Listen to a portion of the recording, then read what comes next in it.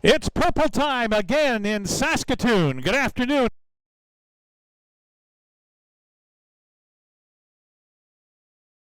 In Baseball League, I'm Les Lazaruk. Glad to have you along here for the first game, the home opener of the 2026 season for the Berries. Of course, coming off a great start. Hopefully they haven't peaked too early. 31 runs on 32 hits in beating the Weyburn Beavers, their opponent here this afternoon at Next Gen Patch at Cairns Field twice. 13-3 on opening night on Thursday, and then in the Rural Roots baseball game yesterday in Cardiff, Saskatchewan, the Berries won by a final score of 18-0. Both those games ending after 8 innings. New rule in the Western Canadian Baseball League. There is a mercy rule now. If you're up 10 or more after 8 innings, the game ends at that point. Otherwise, they do still play 9-inning games, just in case you're looking at the box scores and wondering, hey, what the heck, we changed the rules here? No, just one little slight change, and that allows you to have those games end up being the way they are. 8-inning games possible, but 9 innings otherwise. And, of course, they can go longer if that case is. So it's the Berries and the Weyburn Beavers. And we take a look as Owen Stemple warms up here for the Saskatoon Berries. Owen Stemple from Covington, Louisiana, attended the Southeastern Louisiana University in Hammond this past season. The Southeastern Louisiana Lions out of the Southland Conference, NCAA Division I. He's a right-hander, 6'3", 180 pounds. He will face Weyburn, and their leadoff hitter, a left-handed hitter. Second baseman Ryan Weaver will be up first. It'll be Ryan Weaver, Joe Medill, and Will Sevier, to the first 3 hitters to face Owen Stemple here in the top of the first inning. Our home plate umpire is Matt Schul. At first base, it's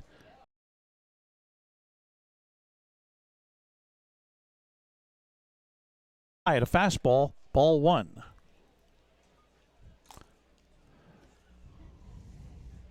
We welcome you to Next Gen Patch at Cairns Field as Stemple delivers 1-0 on the outside corner.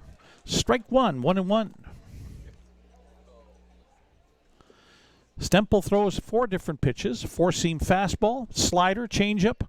Says he's working on a cut fastball as well. 1-1 pitch is in there for strike 2 on the inside corner. We got underway at 4:01 on this Saturday afternoon. Foul back to the screen, 1 ball and 2 strikes. Count remains on Ryan Weaver. Weaver, mentioned a left-handed hitter out of Gilbert, Arizona. Stemple now backs off.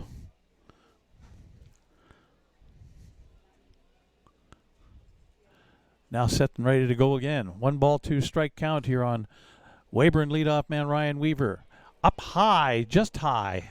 2 balls, 2 strikes.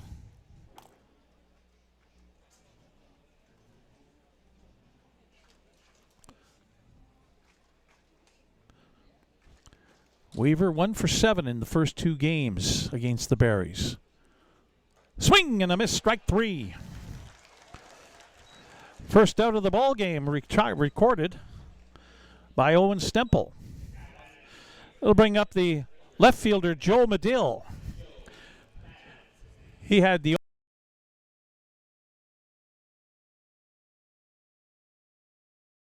and Fox started the game, went 5 innings, and allowed just the 1 hit. First pitch to Medill is outside, ball 1.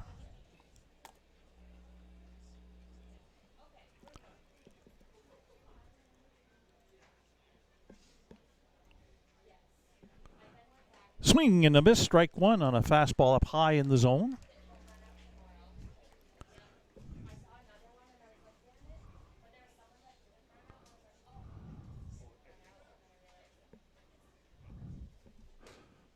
Up high, 2 balls, 1 strike. Helping to finish off last night in Cardiff was Lucas Kaufman. Pitched the final 3 innings of that.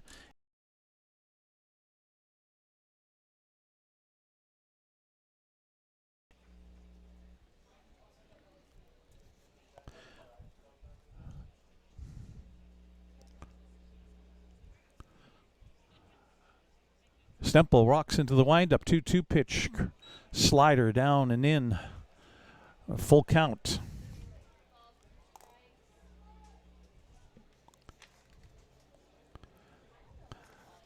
Medill 1 for 5 on the season. Translates to a 200 average. 3-2 pitch. Down low. Ball 4. Weyburn gets their first base runner. So 1 away and a man on. Let's bring up the third baseman, Will Sevier.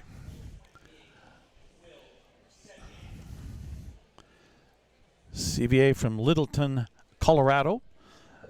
Coming off his senior year at McPherson College in Kansas. Right-handed hitter.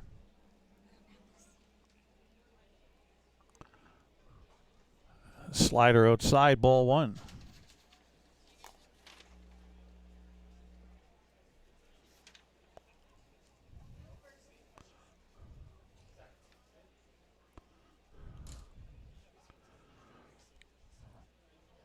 Medill the runner at first. Check swing, but called strike by home plate umpire Matt Schul.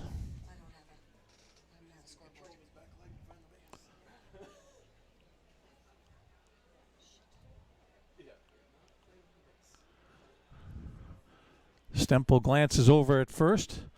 1-1 pitch down low. 2-1.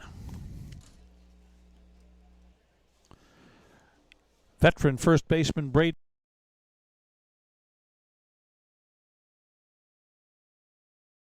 three so far this season. Fouls that pitch back.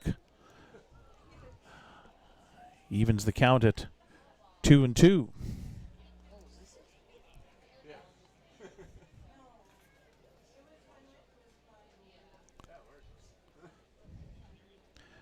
Medill on first, as I mentioned. From Nanaimo, BC. Taking a little bit longer of a lead with Nick Stinson, the first baseman, holding. This one hit in the air. Left center field, moving on over and making the catch.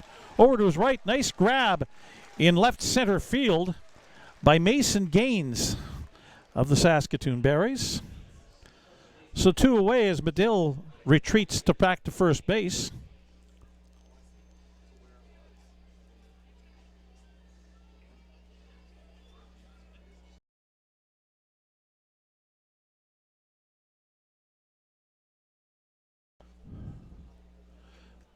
Left-handed hitting veteran first baseman Braden Mayencourt. Check swing on the outside corner. Fastball for a strike.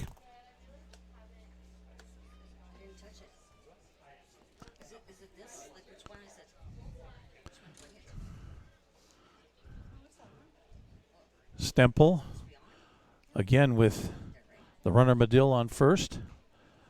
And that one's on the outside corner for strike 2. Top of the first inning, just nicely underway. Another steamy type of day here in Saskatoon, although not quite as hot as it has been. 29 degrees Celsius, fouled off, staying alive at 0-2 is Braden Mayencourt.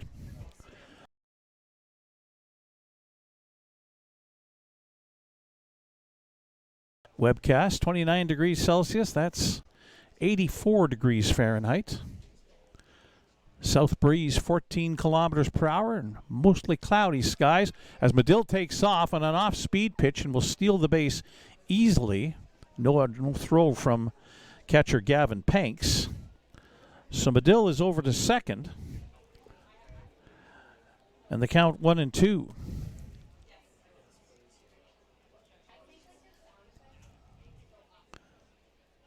Stemple looks over at Medill at second. 1-2 pitch.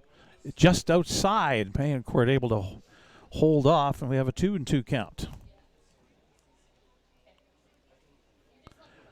Berries last year 25-3 at home on their way to a league record 46-9 season. Foul back, reaching out, and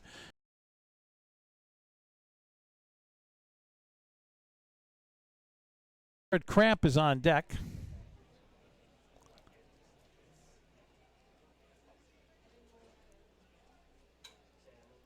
Stemple looks back at Medill at second. Nathan Houston, the shortstop, trying to keep him close.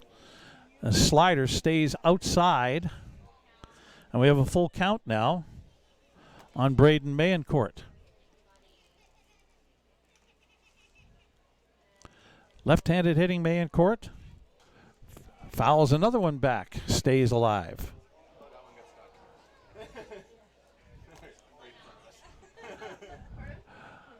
As the ball is caught on the screen up at the top. Of course, there's a reconfiguration to this ballpark this year from the previous two, and that pitch is outside.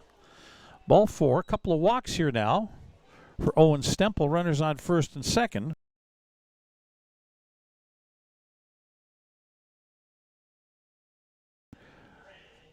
Cramp from St. Clair, Michigan, coming off his senior year at McPherson College in Kansas. As out comes head coach Joe Carnahan to chat with Stemple. All the infielders in on this conversation.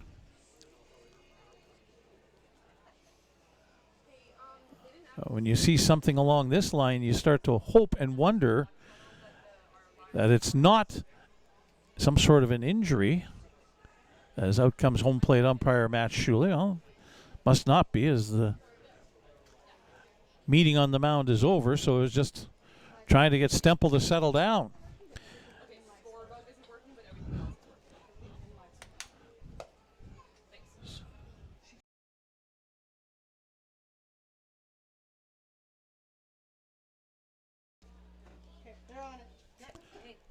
So first and second with two away, and the slider down and in to Jared Cramp, ball one. Cramp 0 for 8 in the first two games. Left hand hitting shortstop for Weyburn. It's a fly ball, deep right field. Going back as Ethan Murdoch looks. That bounces over his head. Short hops the fence. One runs in to score. Turning around third and heading for home, and scoring is Braden Mayencourt. So Joe Medill and Braden Mayencourt will score on the ringing double off the right center field fence by Jared Cramp. And the Weyburn Beavers have a 2-0 lead here at Next Gen Patch at Cairns Field in the top of the first inning.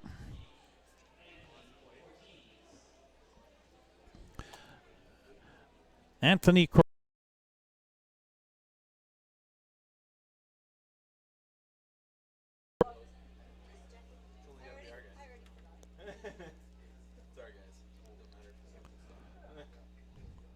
Stemple. Swing and a miss on a fastball. High in the zone, strike one.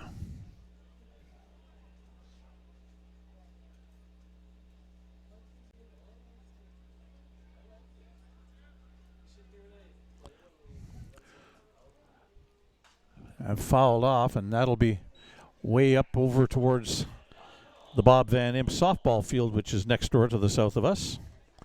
Quickly, Stemple up 2 strikes on the Weyburn catcher, who's 1 for 4 through the first 2 games. Has an RBI to his credit, and blocked by the catcher, Panks.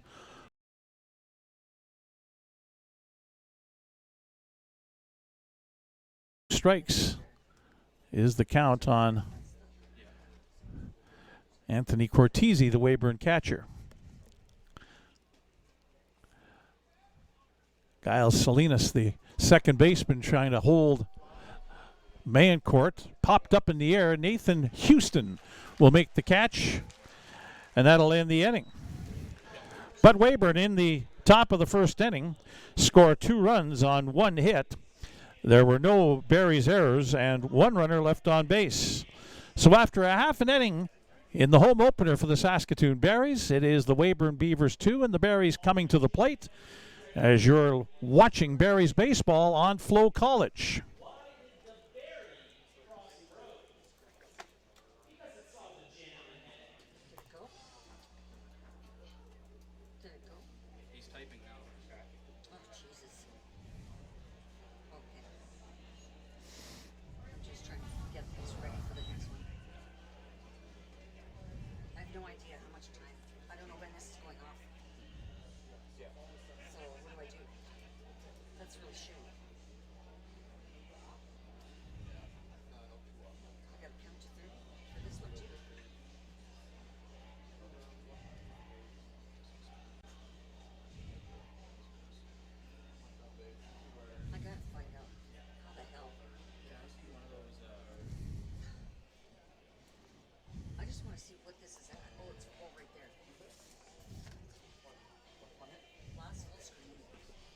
so it's already done, right? Well, it's 58. It's only a 30-second commercial. Jeez. Your local lawyers.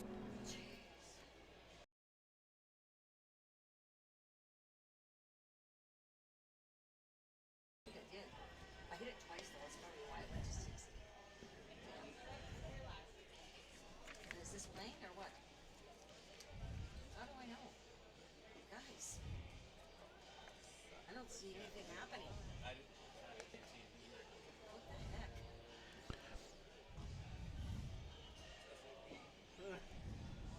Well, I don't know what to do. Well, yeah, because I don't know what to do with this. Bottom of the first inning coming your way from Next Gen Patch at Cairns Field. The Weyburn Beavers off to a good start here, scoring twice in the top of the first inning on a double off the bat of shortstop Jared Kramp. Now the Berries, for the first time at home this year, will come to the plate with designated hitter Brock Laird leading things off. Laird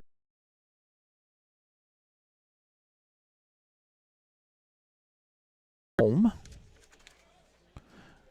And like today's starting pitcher, Owen Stemple, attended as the first pitch is inside, ball one. The Weyburn starting pitcher today is Zach Rachel, right-hander. Breaking pitch up high in the zone, strike one, 1-1. As I said, Laird, like Owen Stemple, the Berries pitcher, attending Southeastern Louisiana University in the college season. Inside and low, 2-1. The count on Laird. Laird coming off his freshman year. And that one hits him. And so the Berries will get their lead-off hitter on a hit batsman. And it'll bring up second baseman Giles Salinas. Salinas from Rogers, Arkansas, coming off his sophomore year at the University of Texas, Rio Grande Valley. Right-handed hitter. Wears number 10, facing Zach Rachel.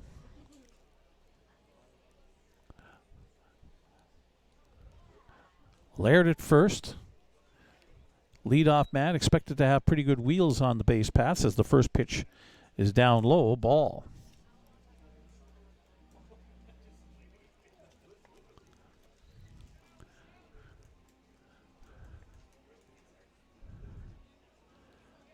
Zach Rachel gets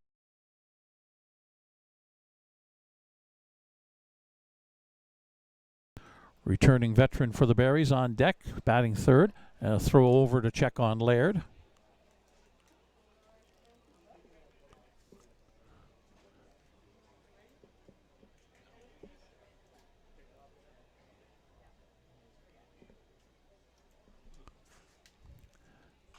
This one chopped into the ground, goes to third base. Big hop and a throw on over to first in time to retire Salinas, as Laird will make his way over to second base.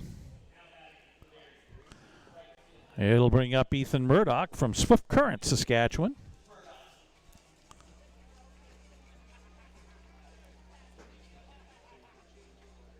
Okay, don't worry about the score. I'm not worried about that. What I'm worried about now is I don't know how to time these commercials. Because this stuff's not telling me. That one won't.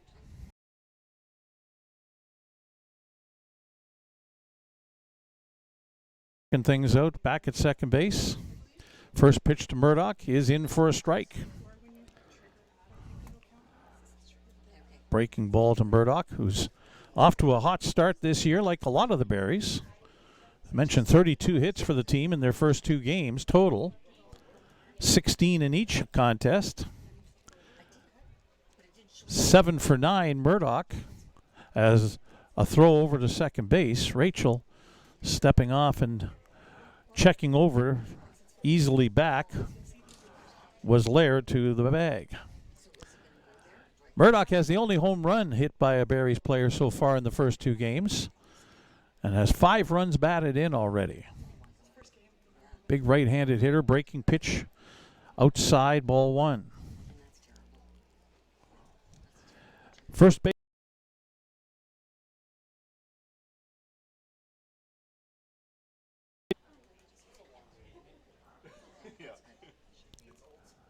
Waiting is Murdoch. Rachel ready to deliver. 1-1 pitch. And again, the breaking pitch inside, 2-1.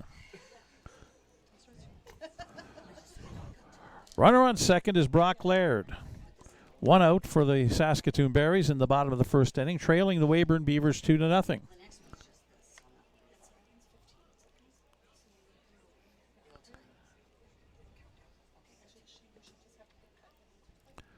Rachel ready to deliver the 2-1.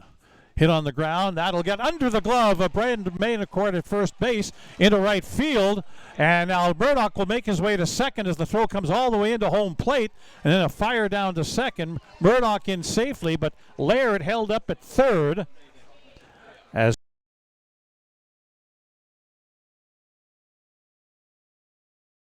Beavers a good job to prevent the run from scoring, but the throw all the way to home allowed Murdoch to take second base on the play. So the Berries have 2 men on with 1 away here in the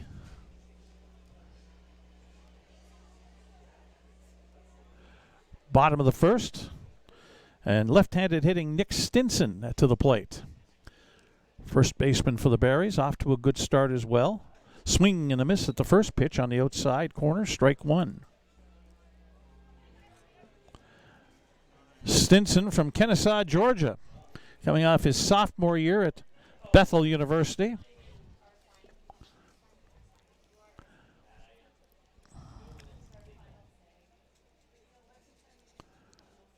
On the ground up the middle, that'll get through, base hit.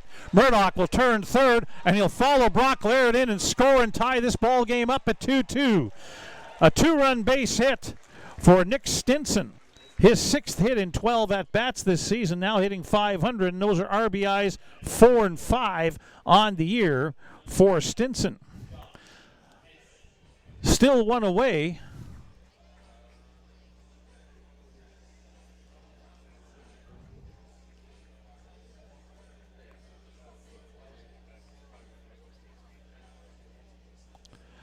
And up to the plate comes third baseman Josh Henson. Right-handed hitter against Zach Rachel. On the ground, that'll be snared by the pitcher Rachel. Throw to second for 1. Juggled there at the base by the second baseman before he could get a throw back over to first to try and complete the double play. And that will allow Henson to reach first on a fielder's choice, first pitch swinging. So 2 away, it'll bring up the catcher, Gavin Panks. Second baseman Ryan Weaver had trouble with the exchange from glove to ball to try and make a throw on back over to first base. So now Gavin Panks, left-hand hitting catcher for the Berries, up. A breaking pitch inside, ball 1.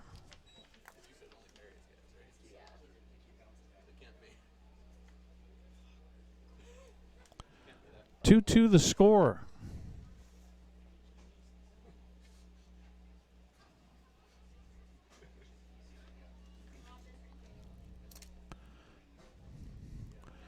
Runner at first is Josh Henson. Pitch in there for a strike. 1-1.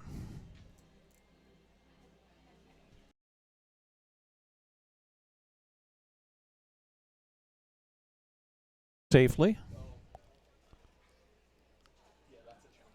Down low, 2-1. Panks 3 for 7, 429 to start the year. Has a couple of runs batted in.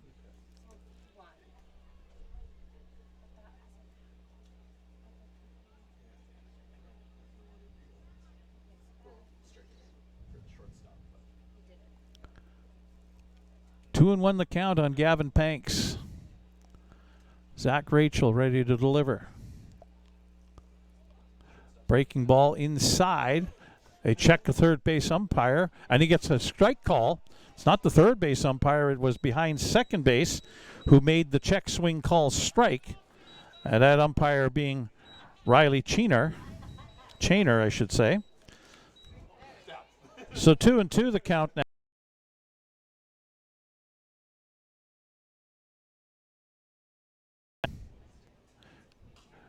Foul back onto the screen.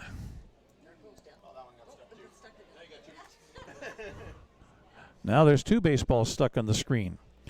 We'll have to figure that one out once this game is done.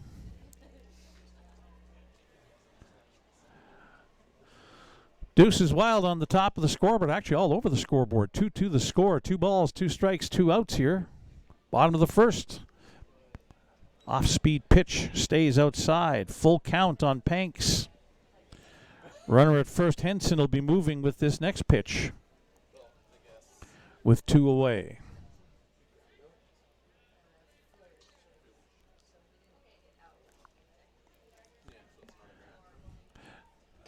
And up high and away, ball 4.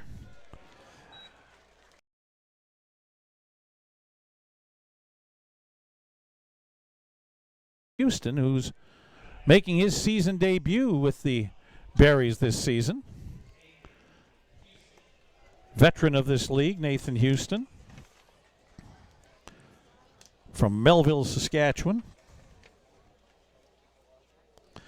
but attended Martin Collegiate in Regina. Right-handed hitter. Line drive, left field, base hit. One hop to the left fielder, and being held at third base is the runner coming from second, that being Josh Henson. So bases are loaded for the Berries again here in the bottom of the first inning. It'll bring up the center fielder, Mason Gaines, as Cam Williams, the head coach of the Weyburn Beavers, will come out and check in with Zach Rachel.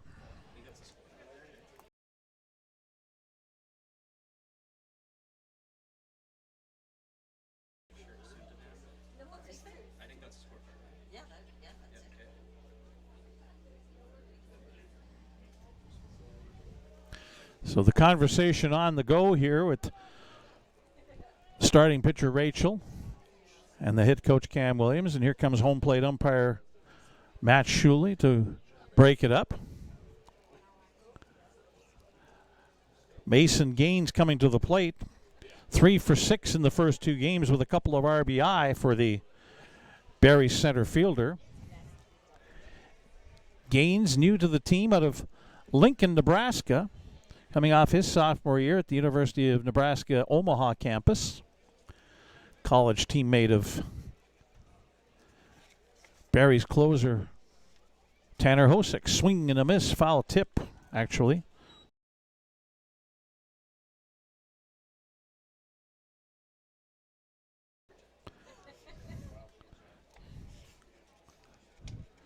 Left-hand hitting Mason Gaines with the bases juiced. Rachel's delivery. Fouled off over top of the third base bleachers. And quickly Rachel ahead of Gaines, 2 strikes.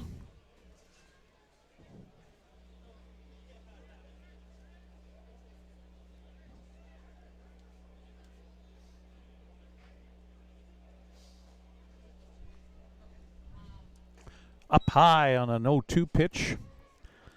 1-2. Josh Henson at third. Gavin Panks at second. Nathan Houston at first. The Berries have responded to Weyburn's 2 runs in the top of the first with 2 of their own. Swing and a miss. Struck him out on an off-speed pitch to get out of the inning. But a good response by the Berries in the bottom of the first as they score 2 runs on 3 hits. There were no Weyburn errors and 2 runners left on base. After an inning, it is 2-2, the Weyburn Beavers and the Saskatoon Berries, as you're watching Berries baseball on Flow College.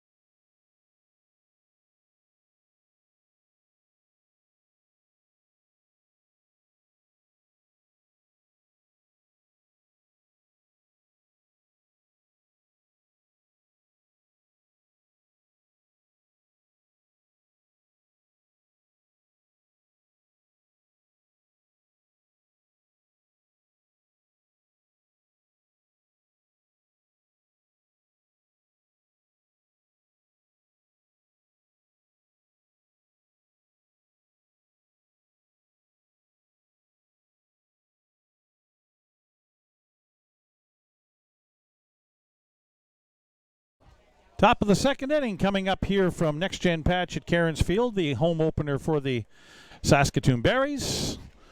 And there'll be a pitching change for the Berries here as Dallin Rood will come on. Rood, veteran of the Berries, coming out of Colby Community College in Colby, Kansas.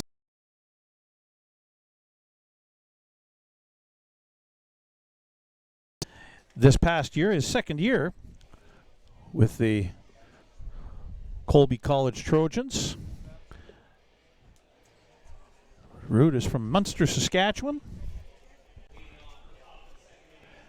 Coming off his sophomore year at Colby College, as mentioned, he had a 1-3 record there with a 10.08 earned run average and 17 relief appearances. Had 3 saves, though. Right-hander, a bit of a sidewinder, and his first pitch is fouled off by Rob Gurney, the designated hitter, for a strike.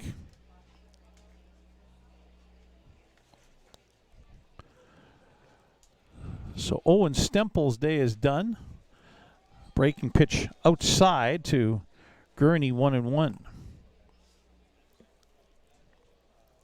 Bottom third of the Weyburn order here.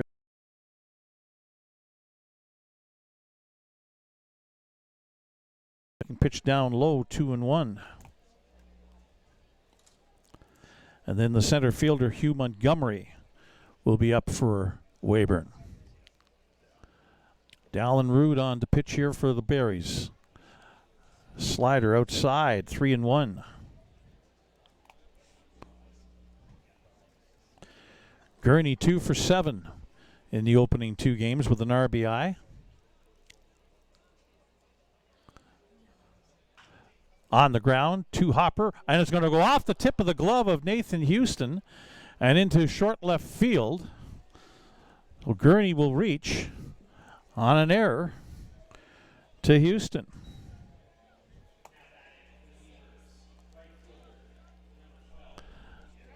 So Austin Boylan, the right fielder, coming up now.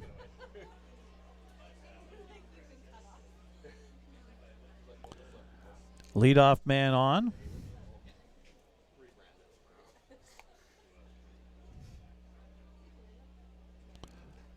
First pitch is a strike up high in the zone to Boylan.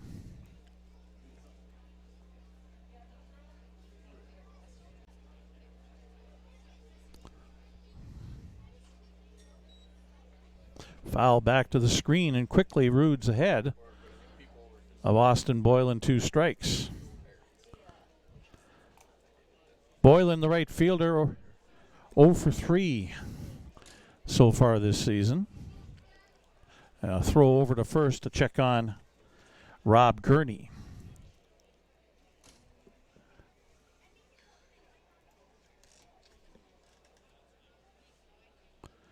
Boylan from Barrie, Ontario, coming off his freshman year at North Dakota State University, fouls that into the first base stands. Count holds at 2 strikes. Center fielder Hugh Montgomery on deck with Rob Gurney on first base and nobody out here in the top of the second.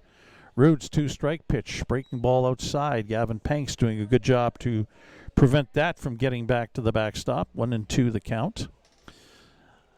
That backstop 16 feet closer to home plate than it was last year with the new stands here at Next Gen Patch at Cairns Field. Again fouled off by Boylan.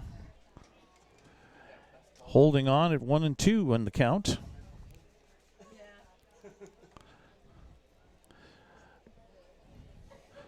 An additional 357 seats had to put into the park in behind home plate and wrapping around both.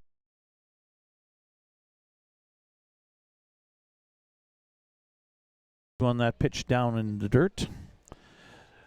Seating capacity now at Next Gen Patch at Cairns Field, upwards of 1,943. And of course, standing room down the foul lines, the outfield fences. And the called strike 3 on the outside corner. Boylan shrugs his shoulders and says, I don't think so, but Matt Shuley was definitely convinced of it.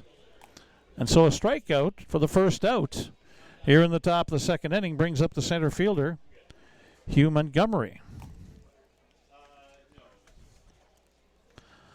Montgomery 0 for 4 so far this season and looks at a first pitch strike. Hugh Montgomery from Winnipeg.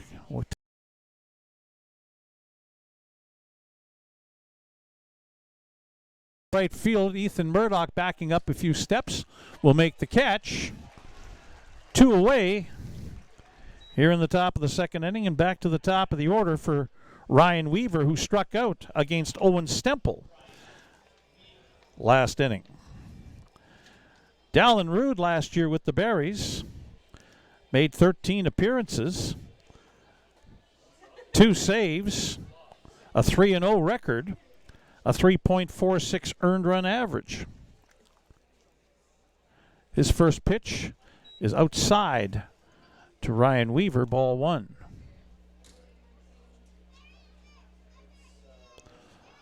Runner on first. The leadoff man, Rob Gurney, off an error. This one's hit in the air. Shallow right field off the end of the bat. Murdoch.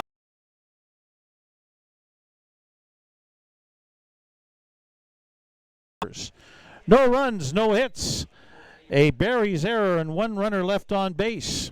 After an inning and a half, we're tied up at 2-2. Saskatoon Berries and their home opener against the Weyburn Beavers as you're watching Berries baseball on Flow College.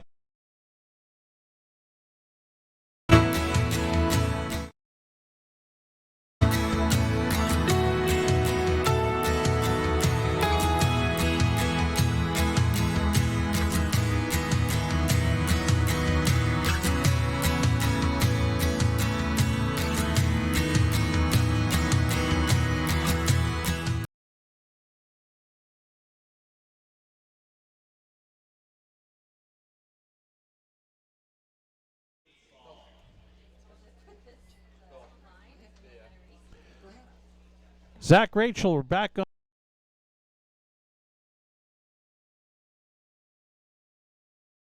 The number 9 hitter, Nash Nichols, and then back to the top of the order for designated hitter Brock Laird and second baseman Giles Salinas. It was a busy first inning for Rachel. A lot of pitches thrown in that opening frame. Unofficially,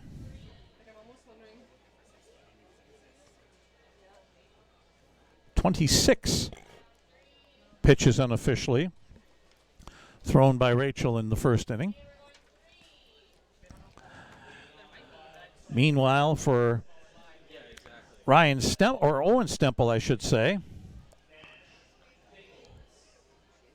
he threw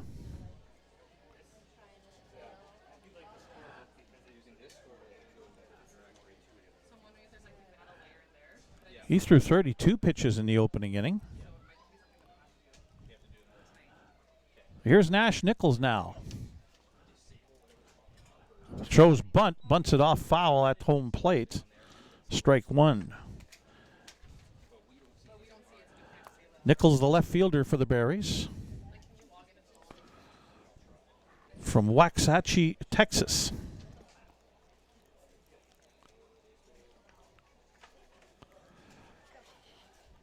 Coming off his sophomore year at Brookhaven College in Dallas. Fouls that pitch back to the screen. He's up behind 0-2 to Zach Rachel.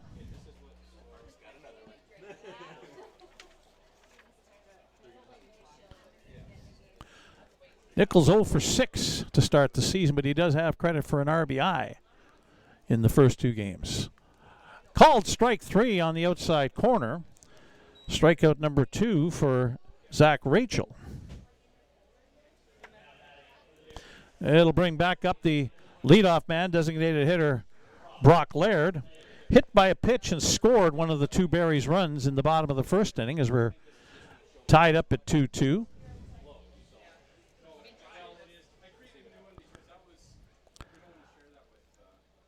Laird 2 for 9. Line drive center field. Backing up is the center fielder Hugh Montgomery. He'll make the catch. Well tagged by Laird. But that's 2 away now for the Berries in the bottom of the second inning, and they'll bring up the second baseman, Giles Salinas, who grounded out to third base his first time up.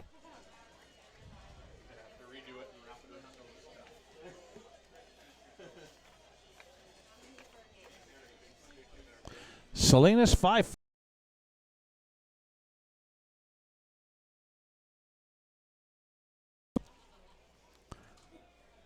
Again, University of Texas, Rio Grande Valley. And a first pitch breaking ball goes in the front door. If it's a backdoor curveball that catches the outside corner, that must be a front door curveball that hits the inside corner and backs the batter off. And now foul back to the screen, and quickly Rachel ahead, 2 strikes.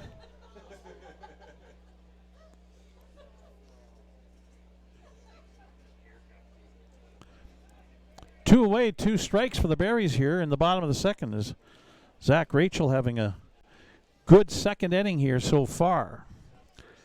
Right fielder Ethan Murdoch on deck. Foul back to the screen. That stays at 2 strikes.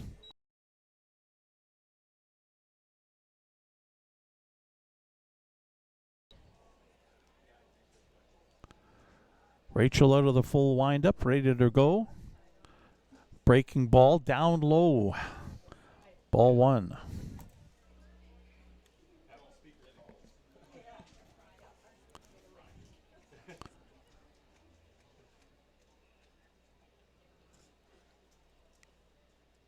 Ready to go once again. And again fouled off onto the screen.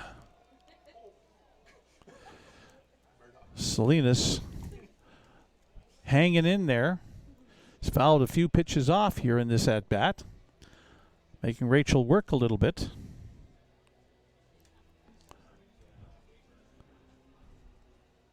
Two the score here in the bottom of the second inning. The Saskatoon Berries home opener.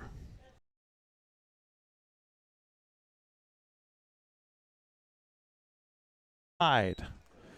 2-2 the count now. 2 away.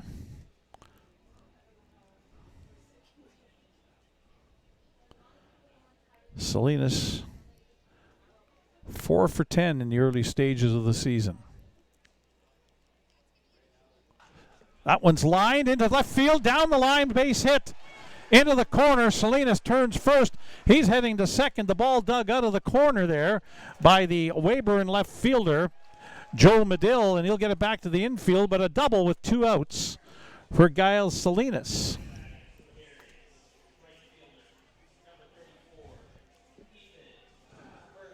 For Salinas, that's his second double of the season.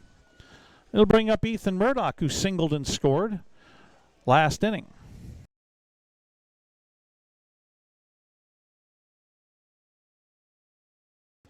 Murdoch is off to a smoking hot start. 8 for 10 with that single last inning.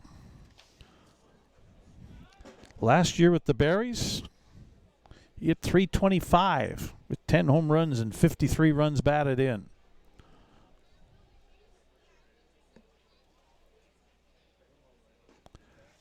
On the outside corner, strike 1.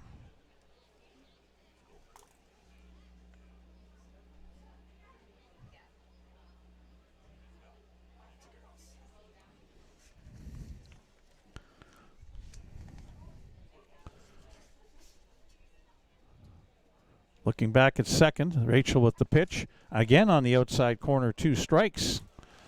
Murdoch doesn't like the call, but he's not going to show too much displeasure.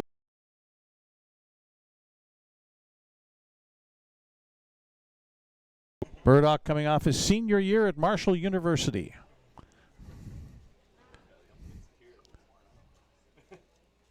Two-strike pitch. Fouled off. Staying alive. He just got that one at the last second. That almost got by him. Count holds 2 strikes on Ethan Murdoch.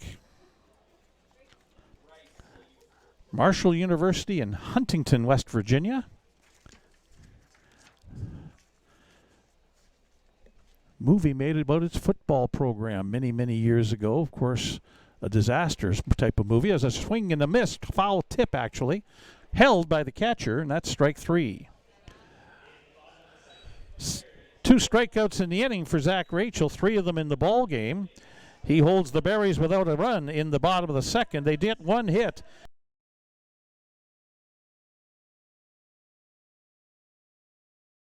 Next-gen patch at Cairns Field. It is the Saskatoon Berries 2, the Weyburn Beavers 2. As you're watching Berries baseball on Flow College.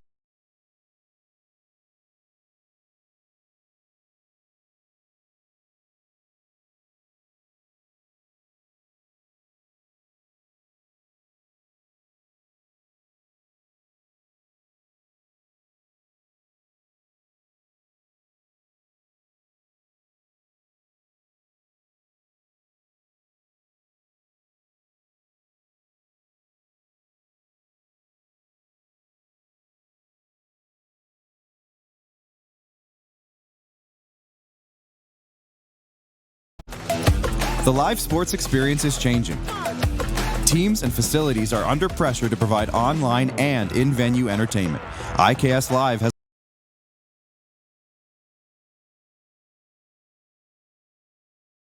in the seats or streaming to you.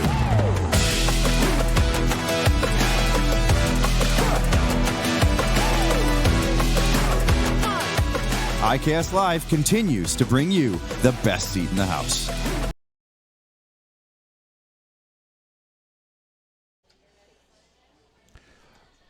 Coming up here, top of the 3rd inning, Dallin Root out for a 2nd inning following the start of Owen Stempel, who pitched 1 inning. It'll be the 2, 3, and 4 hitters for Weyburn here in the top of the 3rd. Left fielder Joe Medill first up. Swing and a miss, actually a foul tip at the plate, strike 1. Medill walked and scored in the 1st inning.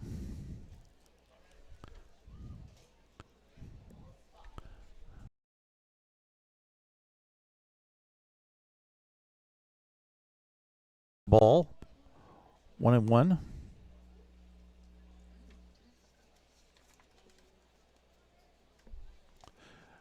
Rude's 1-1 pitched a strike at the knees, 1-2.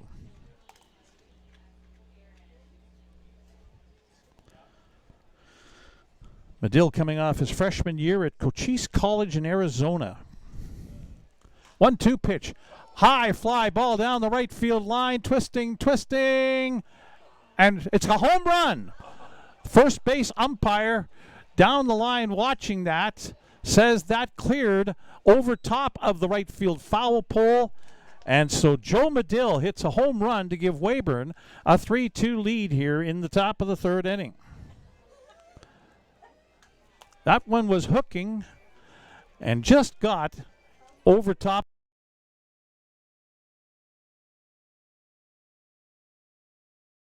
Chief.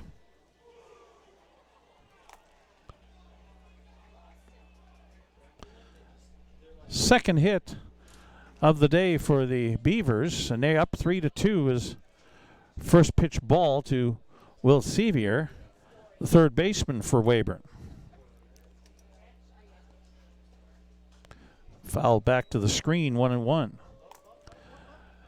It was just a matter of whether that was going to be fair or foul. It was definitely had home run distance off the bat of Medill.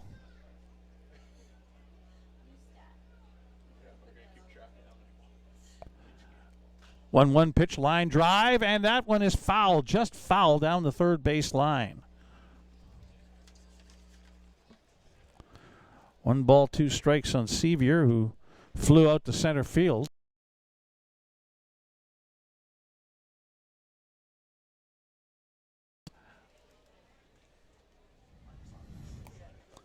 Sevier can do some pitching along the line, but he is playing 3rd base here.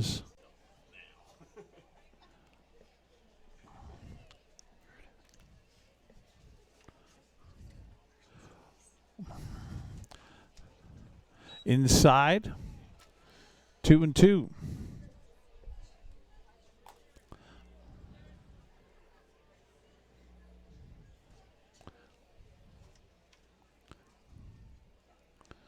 Two pitch swung on and missed. Strike 3.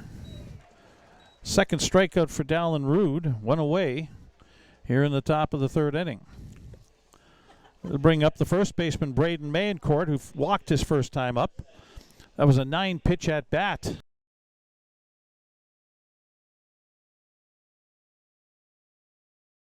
Threw a lot of pitches in that top of the first inning.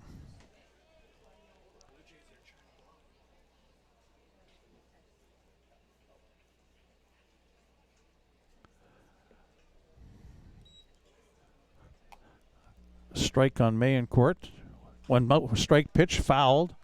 Mayencourt really got around on that one and fouled it over top of the Barry's first base dugout from out of the left-hand side. So 2 strikes quickly on Mayencourt with one away here in the top of the third inning. Braden Mayencourt, coming off his senior year at Central Baptist College in Arkansas. Veteran player of this Weyburn Beavers team out of Surrey, BC.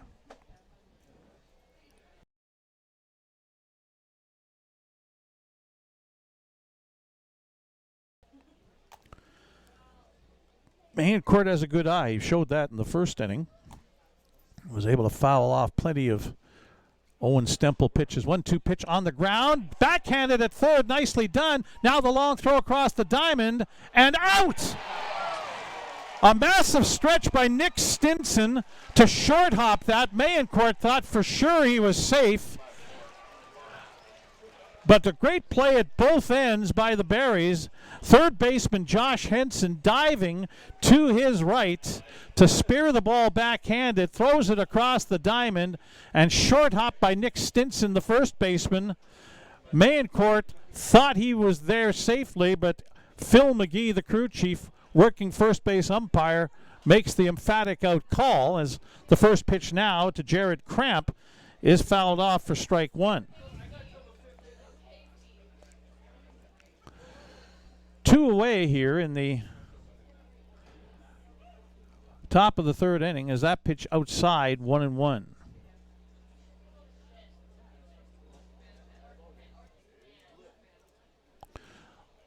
That's one of those when you're a pitcher, you personally go over and you thank the fielders at both ends of that play.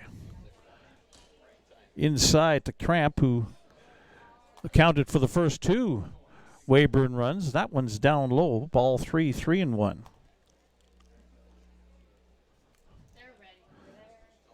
But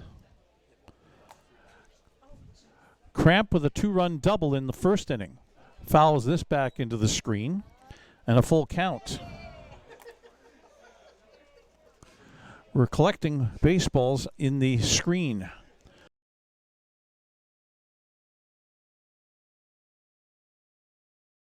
Second, making the play as Salinas on to first in time. But the leadoff home run by Joe Medill gives Weyburn the lead at 3-2 after 2.5 innings of play. 1 run, 1 hit, no Barry's errors, nobody left on base. After 2.5, it is Weyburn 3 and the Barries 2 as you're watching Barries baseball on Flow College.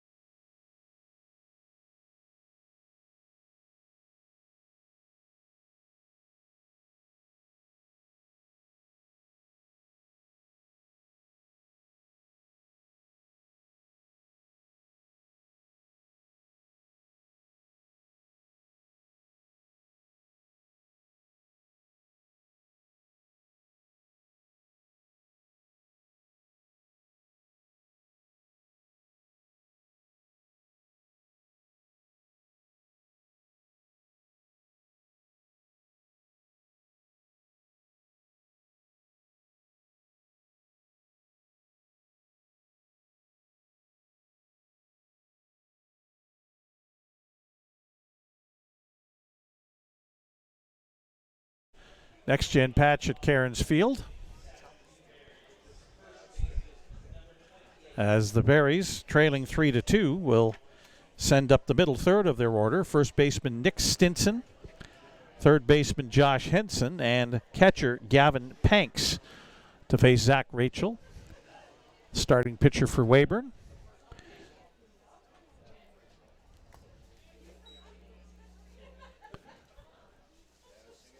First pitch to Stinson, line drive, that's into right field, just past the dive of the Weyburn second baseman, Ryan Weaver, into right field.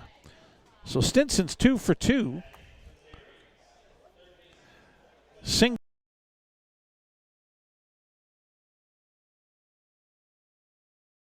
Both Berries runs so far. And now he's on first again. Josh Henson up. Henson bounced into a fielder's choice his first time up against Rachel. Swing and a miss on an off-speed pitch, strike one.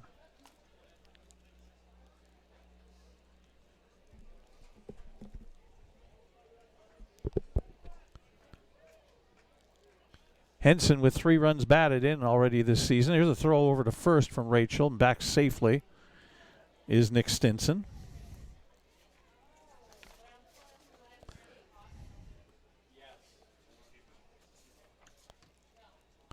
Stinson takes off, and the ball behind the plate is juggled after the strike. So Stinson steals.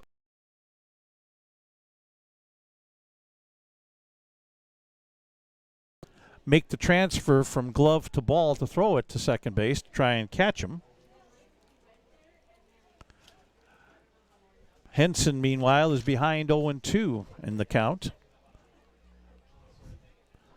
Zach Rachel with a 1-run lead and 3 strikeouts to his credit already.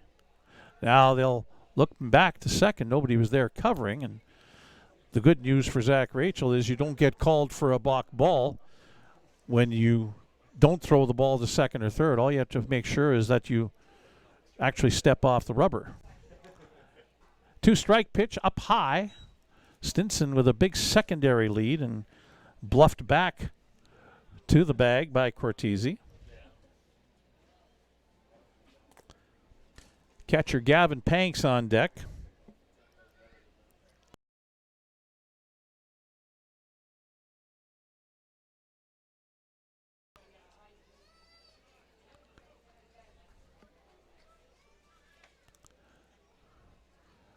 Rachel looking back at the runner at second, Stinson. Still looking back, very distracted by him.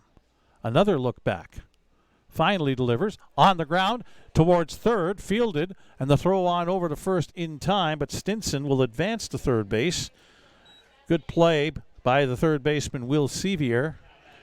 A couple of steps to his left to field that ground ball from Josh Henson and throw him out. So a runner at third, and Gavin Panks, the catcher, coming up.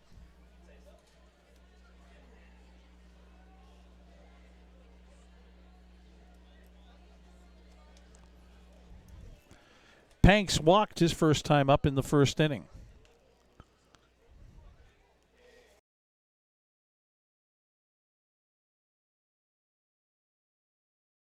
Back a few steps is Hugh Montgomery. He'll make the catch, and making his way home to tie the ball game up at 3-3 is Nick Stinson. So a sacrifice fly, and Panks' third RBI of the season ties this game up, and it'll bring up shortstop Nathan Houston. Nathan Houston singled his first time up.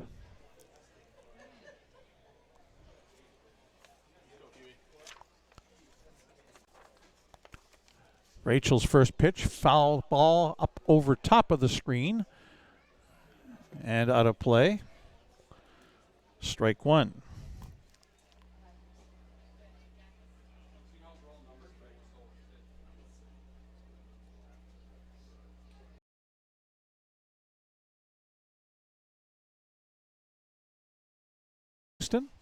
Fouled off again over top of the screen on the first base side. So quickly, Zach Rachel ahead, 2 strikes on Nathan Houston.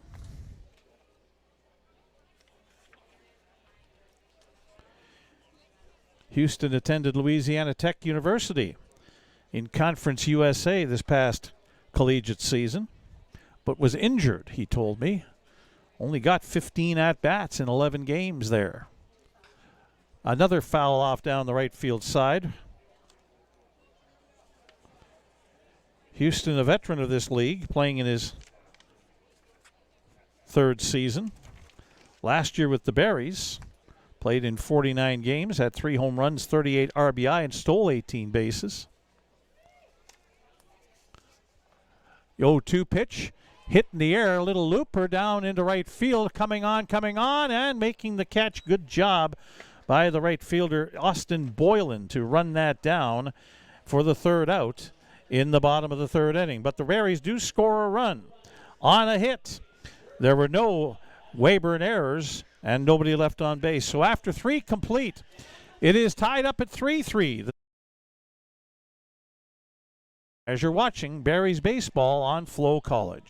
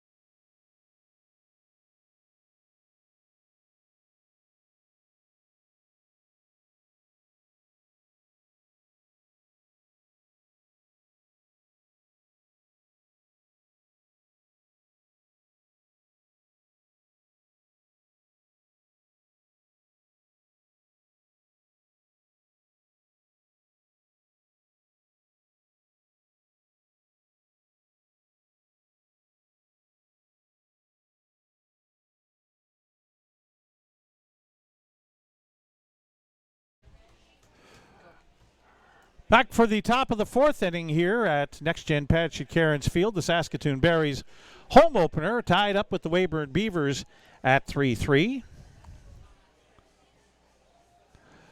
Dallin Rude on for a 3rd inning on the mound for the Berries.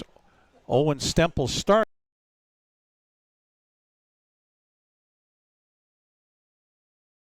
Glove of the 3rd baseman Josh Henson, and down the left field line, and it's in the equipment of one of the Weyburn players, one of the bullpen people, into their gym bag. So a 2-base fielding error as the leadoff man for Weyburn, Anthony Cortese, the catcher, will reach on that ground ball that Henson couldn't come up with. That's the 2nd error of the afternoon for the Berries. And Weyburn has their leadoff man on second here in the top of the 4th. Bring up the designated hitter, Rob Gurney, who reached on an error back in the 2nd inning.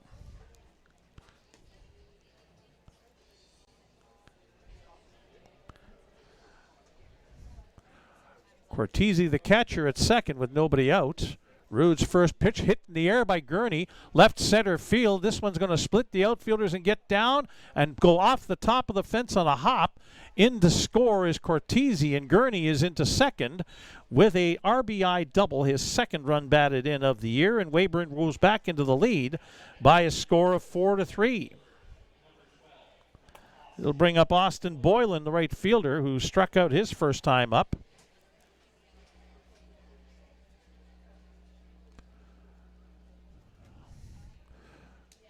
Beavers have just 3 hits, but they've scored 4 runs. There's an unearned run for you. As a breaking pitch from Rude, down low, ball 1 to Austin Boylan.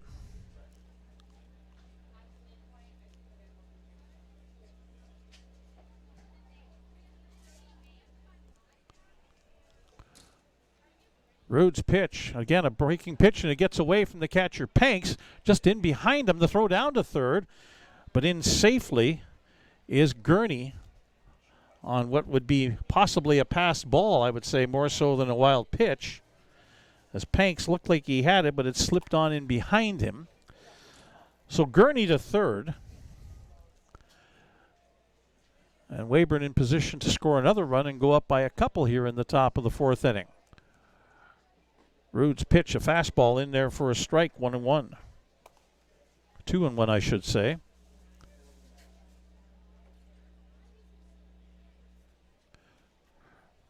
Runner on third.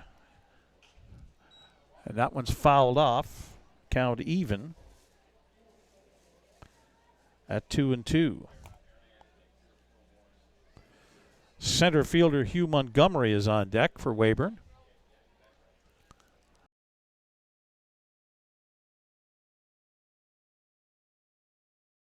And hold up. Third strikeout of the afternoon for Dallin Rude. It'll bring up the center fielder Hugh Montgomery, the number 9 hitter in the Weyburn lineup. It'll be the top of the order, Ryan Weaver on deck, as Rude quickly working, and a first pitch high in the strike zone for strike one.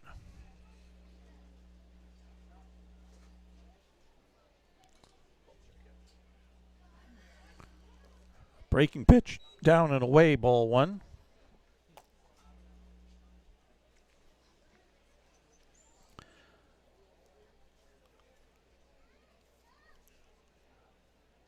Up high with a fastball, 2-1.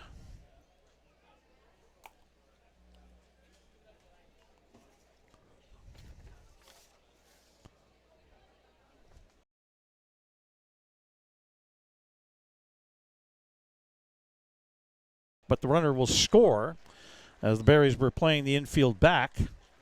So an RBI ground out for Hugh Montgomery makes the score 5-3 in favor of Weyburn.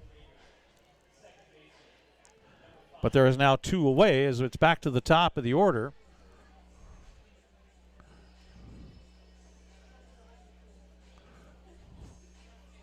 For the Beavers.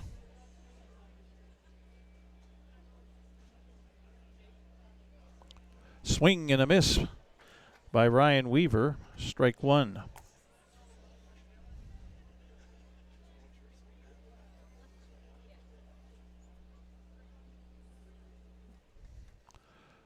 Rude back to deliver. Popped up and foul over top of the screen and over top of the third base bleacher.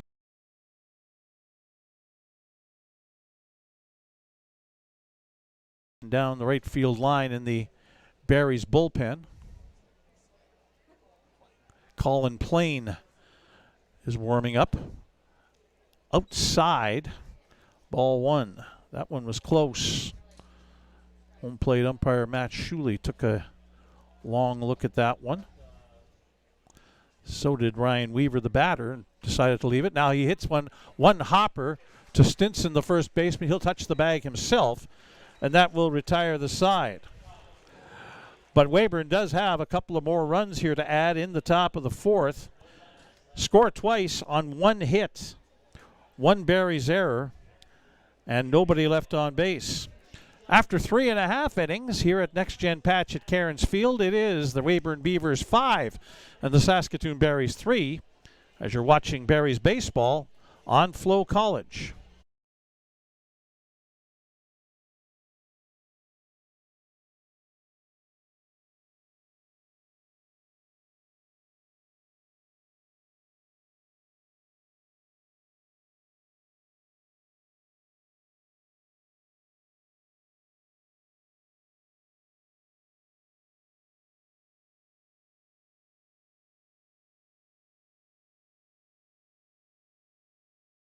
For over a century, we've been more than just lawyers.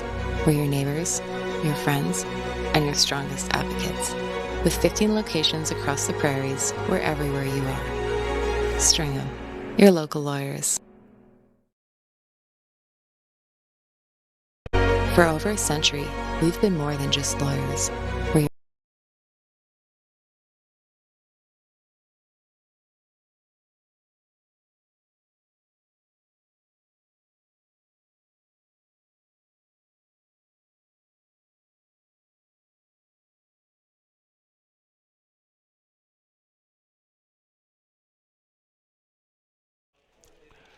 Back for the bottom of the fourth inning here at Next Gen Patch at Cairns Field. Saskatoon Berries trailing 5-3. Will send up the 8, 9, and 1 top of the order batters in their lineup. Mason Gaines, the center fielder, first up to face Zach Rachel, the starting pitcher for Weyburn. Nobody warming up in the bullpen down the left field line for the Weyburn Beavers. Rachel with his first pitch fouled off just wide of the Berries dugout down the first base side, strike one. Gaines struck out back in the first inning.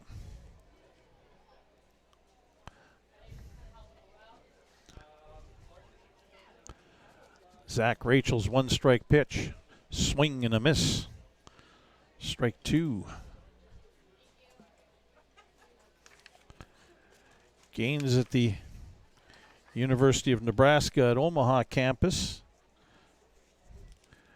in his sophomore year.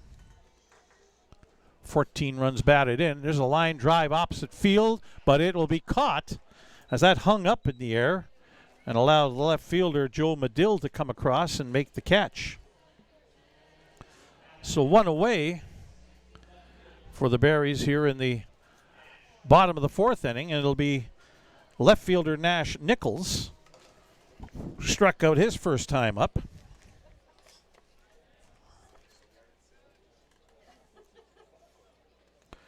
From Waxahachie, Texas is Nash Nichols.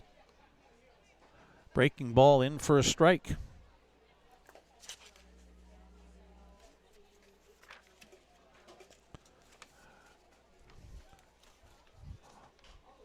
Pounded into the dirt.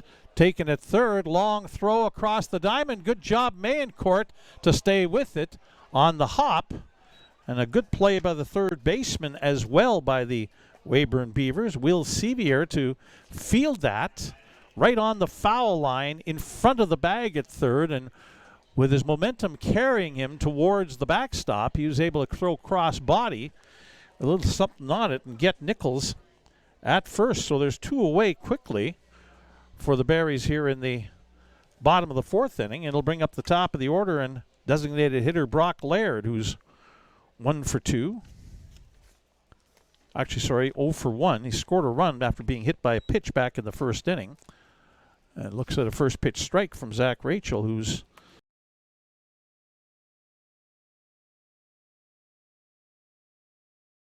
off speed.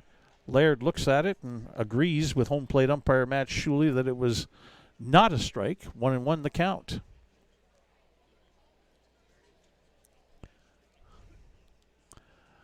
Rachel rocks into the delivery. 1-1.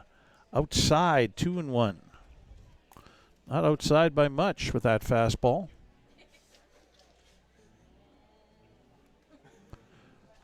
Second baseman Guile Salinas on deck. 2-1 pitch, hit in the air, left center field, but it's going to die a little bit and be caught just short of the warning track in left center field by the center fielder Hugh Montgomery. Well tagged by Laird.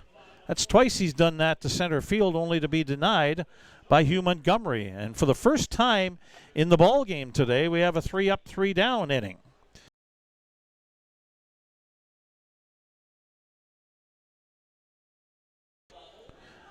And after 4, it is the Weyburn Beavers 5 and the Saskatoon Berries 3. As you're watching Berries baseball on Flow College.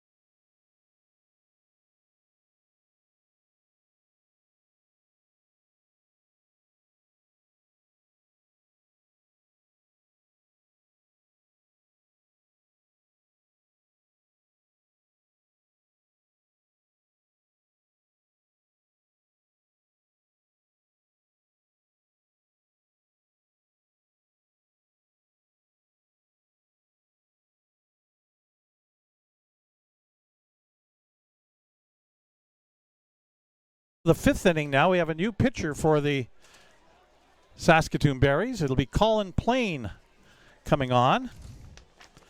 Dallin Rood going 3 innings just now for the Berries. And Plain, the third pitcher, into the game for the Berries. For head coach Joe Carnahan is Plain.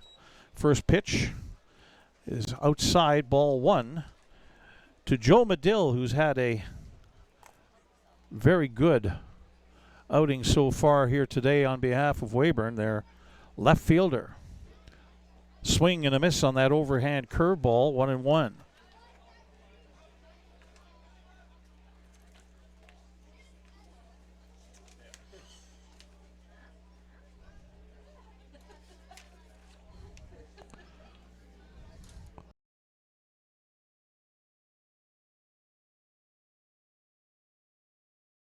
To lead off the third. Curveball on the outside corner, 1-2.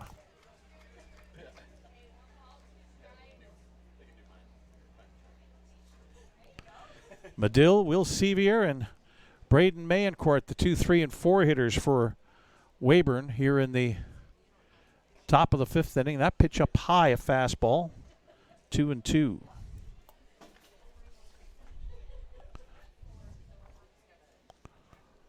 Plain from Saskatoon, 6'2", 220-pound right-hander.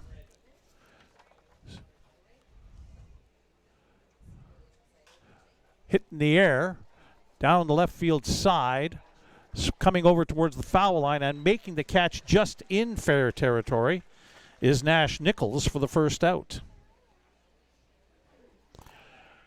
It'll bring up Will Sevier.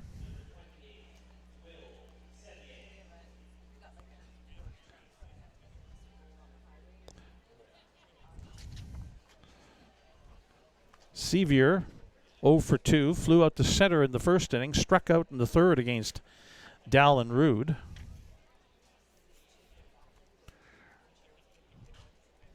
Popped up foul, and that'll get out of play on top of the building here that houses our broadcast, along with all the folks taking score and the PA announcer, also the suite on the other side of us. Of course, our broadcast location is to the third base side of home plate. We're not directly behind home plate. There's seating directly behind home plate. Pitch to Sevier is down low, 1-1.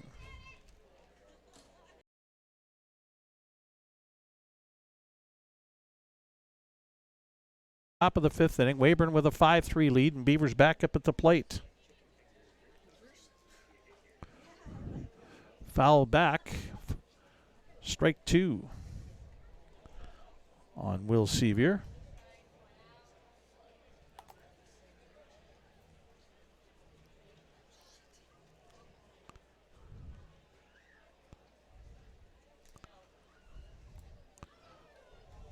Plain ready to deal the 1-2. Sevier holds up on that high pitch. They'll check it first, but first base umpire Phil McGee says no, he didn't go. He checked his swing. And he definitely did, based on my angle here. 2-2 the count. First baseman Braden Mayencourt is on deck for Weyburn. 2-2 pitch, foul back.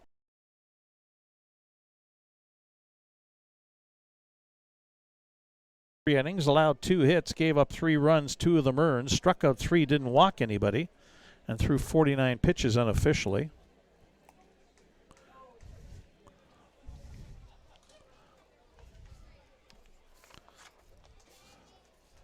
Colin Plain's 2-2 pitch.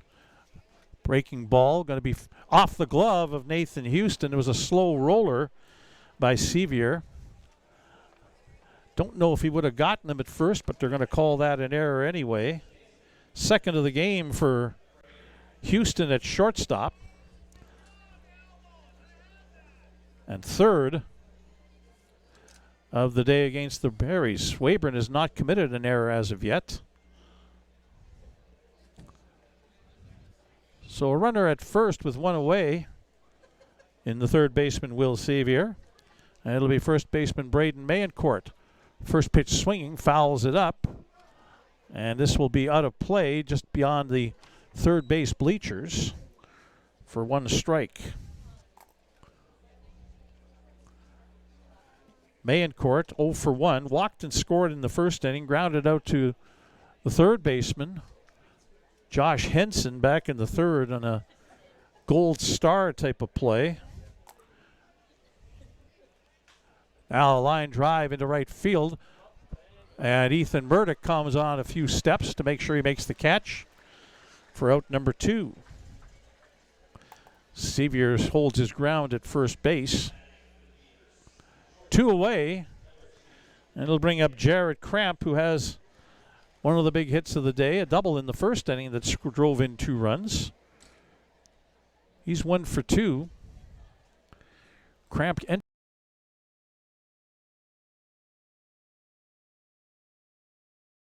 there's a first pitch swinging, but hooking a line drive foul down the right field line.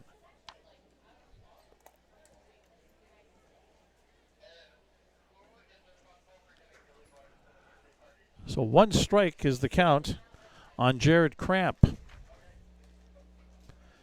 the number 5 hitter in the Weyburn lineup. Plains 1 strike pitch is outside, ball 1 with a fastball.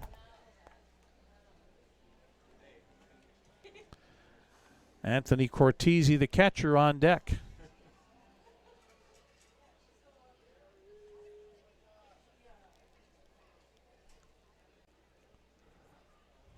Swing and a miss on a breaking ball.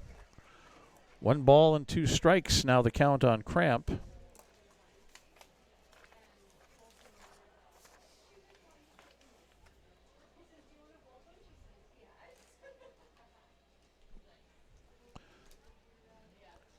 Plain ready to go with the 1-2 pitch. Swing and a miss, strike 3. And that'll end the inning. No runs for Weyburn in the top of the 5th. No hits. There was a Saskatoon error and 1 runner left on base. We're halfway through 4.5 innings complete here at Next Gen Patch at Cairns Field on home opener day for the Saskatoon Berries. But right now, Weyburn is trying to spoil the party as the Beavers lead by a score of 5-3. You're watching Berries baseball on Flow College.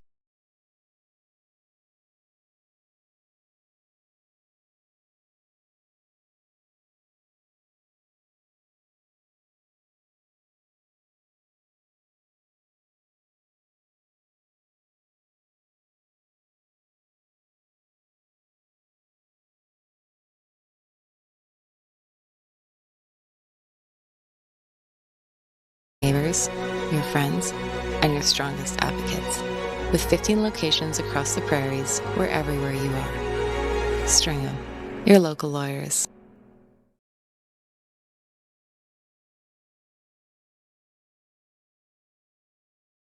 For over a century, we've been more than just lawyers. We're your neighbors, your friends, and your strongest advocates. With 15 locations across the prairies, we're everywhere you are. Stringham, your local lawyers.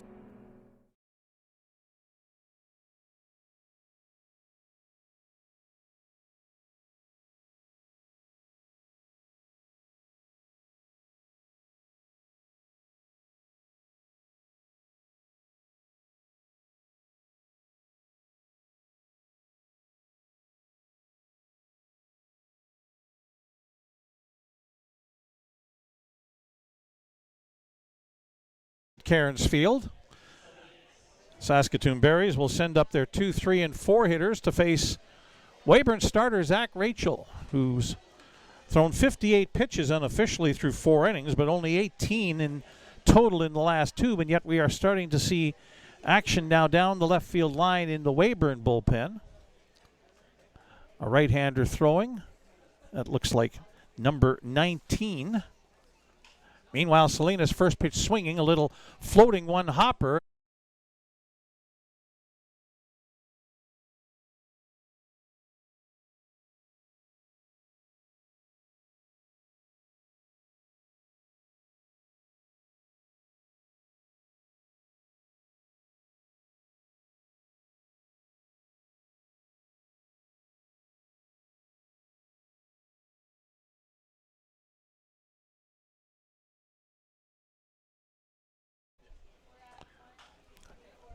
hit towards third, one hop, backing up the third baseman. Long cross throw, and it was wide of the mark, but the tag applied by Mayencourt as Murdoch was coming by, and 2 pitches, 2 outs here in the bottom of the 5th for the Berries against Zach Rachel, 2 away.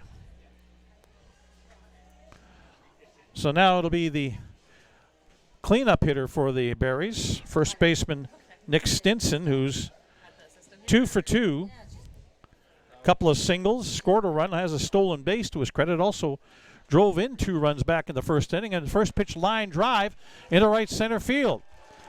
That will get into the warning track. Stinson, it's bobbled in center field. Stinson turns second and heads for third, and he'll get there. And now he's going to continue on for home plate, and he will score.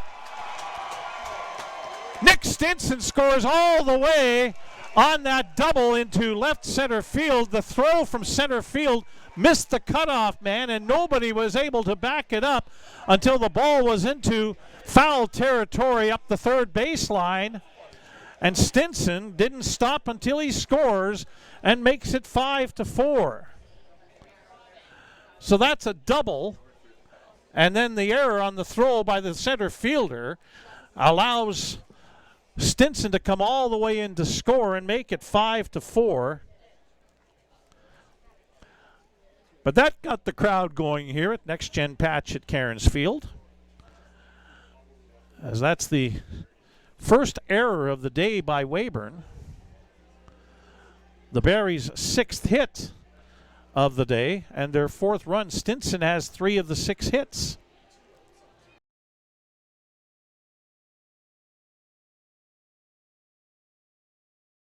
Anthony Cortese with a smile on his face, probably because of what head coach Cam Williams just said in a bit of a meeting at the mound, saying, hey, don't let it bother you. That was your outfielder that missed the cutoff man and actually bobbled it out along the wall.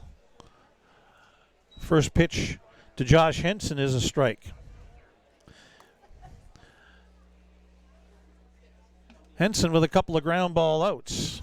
Fielder's choice in the first and grounded out the third last time. Now a check swing roller up the first base line. Rachel will field it and meet him at the line and tag him out for the third out of the bottom of the 5th inning. But a run on a hit for the Berries in the 5th inning. 1 Weyburn error and nobody left on base. And after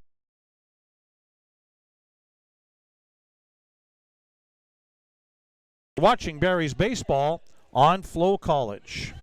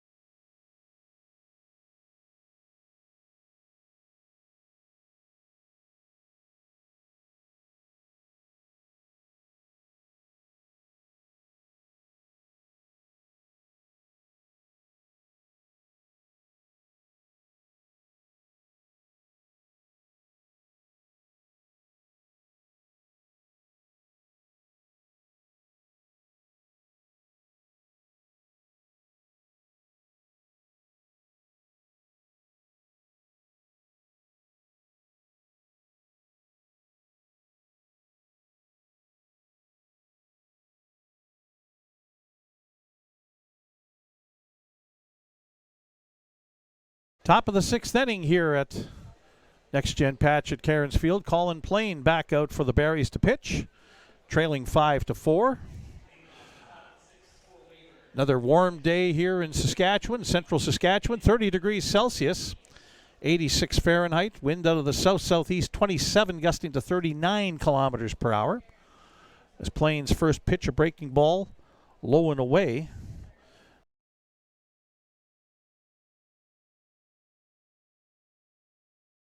And scored his last time up in the 4th inning. Popped out to the shortstop. And now looks at ball too high, 2-0.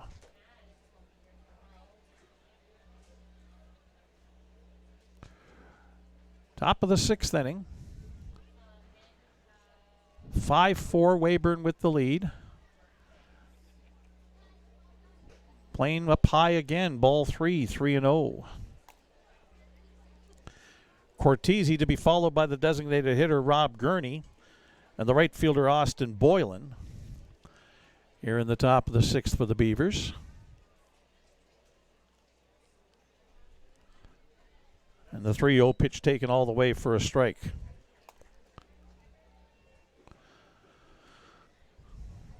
Now we'll see what Cortese does here.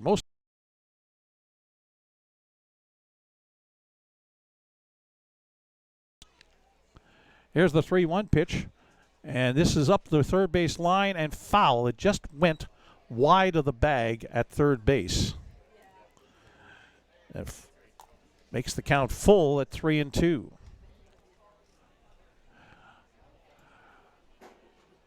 There is a threat of rain in Saskatchewan today. There's a lot of places where the radar shows there's something happening to the east and to the south of us.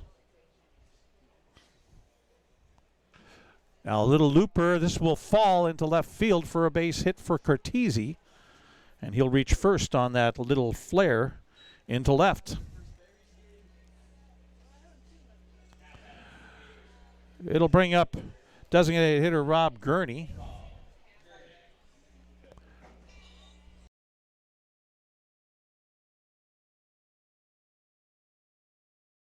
Fourth inning, and also scored a run to make it 5-3. He broke the 3-3 tie in the top of the 4th and scored to make it 5-3.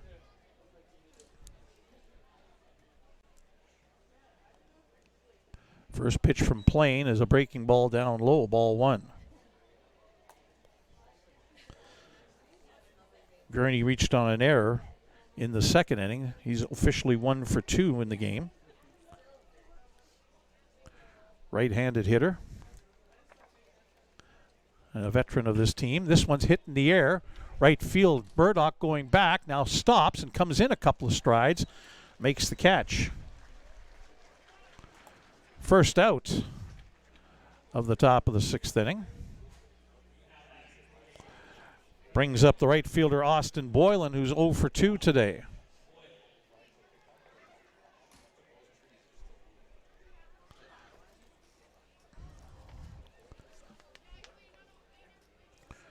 Right-handed hitting Boylan.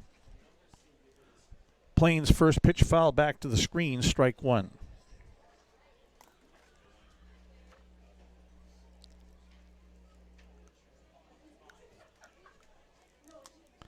Center fielder Hugh Montgomery on deck.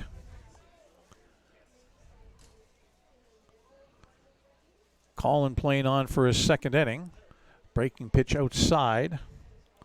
1-1.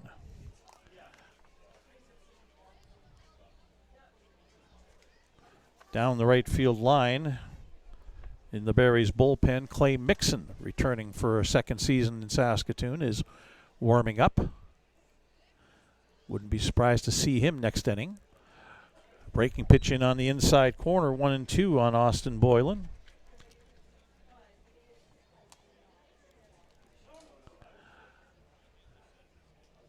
No more action down the left field line in the Weyburn bullpen. There was a person up last inning. Outside, a full count now. Or sorry, 2-2 the count now on Boylan.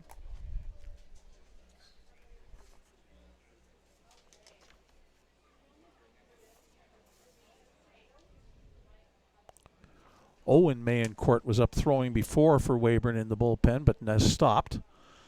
Inside with the breaking pitch and a full count now on Austin Boylan.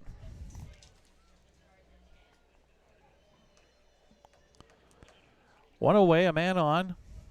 Top of the 6th inning. Saskatoon Berries home opener. They trail the Weyburn Beavers 5-4.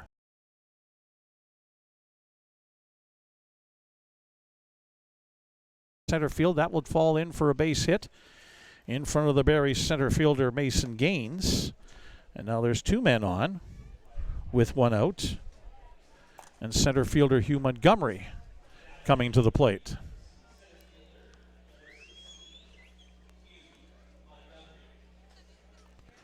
Montgomery 0 for 2. Flew out to right in the 2nd inning, grounded out to short in the 4th, and we may be getting our pitching change now, as we are, as Joe Carnahan is making the slow walk out to the mound. He will take the ball from Colin Plain, and it'll be Clay Mixon coming on for the Barries.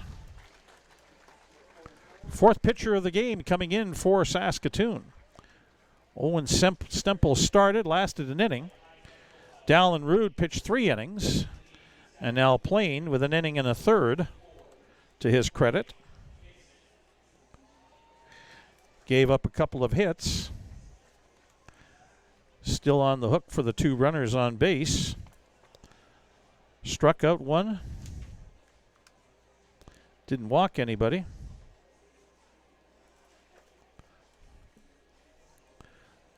Threw 17 pitches last inning and another 14 this inning. So 31 for him. As Clay Mixon comes on to pitch. And Mixon from Baytown, Texas, coming off his sophomore year at Houston Christian University. Big, tall right-hander. Will drop down that arm angle on you. Throw a little bit 3/4 to sidearm type of thing.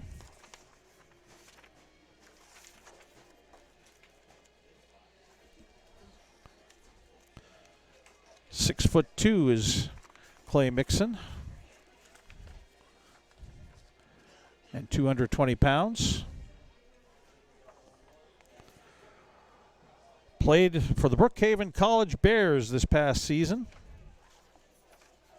5-3 record, 5.07 earned run average there in 16 appearances, 6 of which were starts. He also had a couple of saves. Last year with the Barries, Clay Mixon was 3-1 with a 3.48 earned run average. He also had a couple of saves there in 14 appearances with the Barries. And now he'll face his first man, and showing bunt is Hugh Montgomery. Takes a pitch down low for a ball.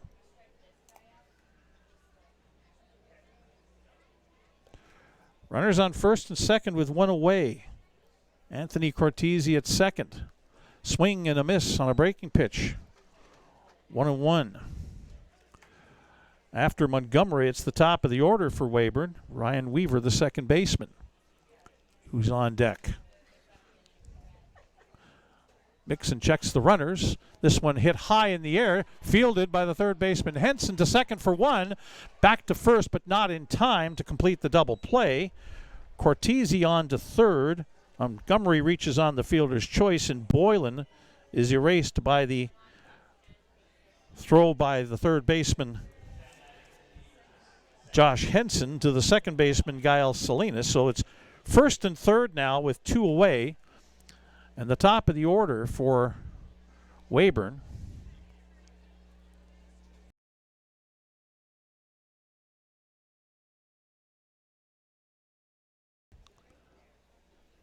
First pitch from Mixon on the outside corner, a strike.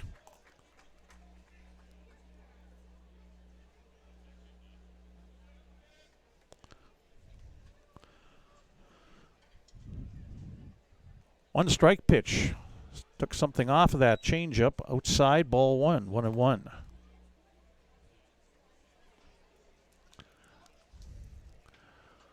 "5-4 Weyburn with the lead and threatening to add on. 1-1 pitch on the ground towards second base. Giles Salinas up with it, throws on to first. A head-first dive to the bag by Ryan Weaver. Doesn't get it done. He's retired, and so is Weyburn here in the top of the 6th inning. They leave 2 men on base, 2 hits, no Barries errors.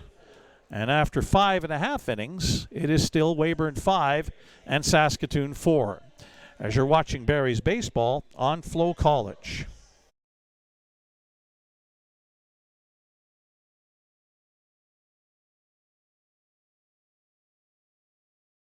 Hey baseball fans, make sure to stay up to date with your favorite teams across the league by subscribing to the WCBL YouTube channel right now. We have tons of free coverage for you over there, including daily highlights, full archived game broadcasts, daily game day previews, plus the WCBL report with myself and Joe McFarland every Wednesday.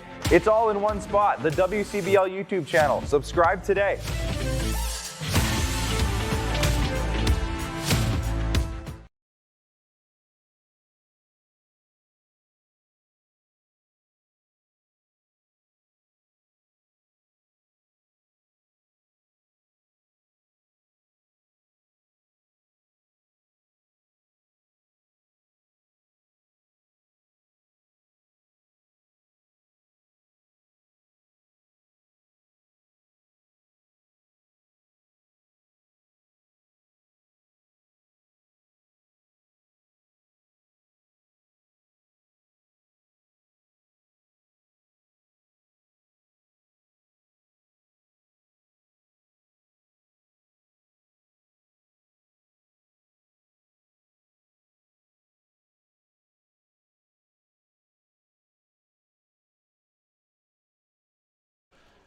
It'll be the 6, 7, and 8 hitters, Gavin Panks, Nathan Houston, and Mason Gaines. Zach Rachel back out again for the Weyburn Beavers to pitch. He is the starter. He only pitched through 5 pitches last inning, faced 4 batters. There's a lot of first pitch swinging, and Gavin Panks doesn't do that this time around, but looks at a strike. Unofficially, Rachel with 63 pitches thrown through 5 innings, and again, Owen Mayencourt is up throwing down the left field line. Panks hits a ball into left center field, high, but the left fielder drifting back and will make the catch just short of the warning track. That's Joe Medill who makes that catch for the first out in the bottom of the 6th inning. So now it'll be Nathan Houston coming up for the Berries. 1 for 2, singled in the first, flew out to right in the third.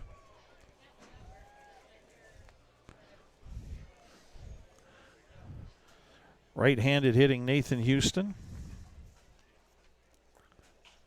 Fouls the first pitch off over top of the first base bleachers and out of play.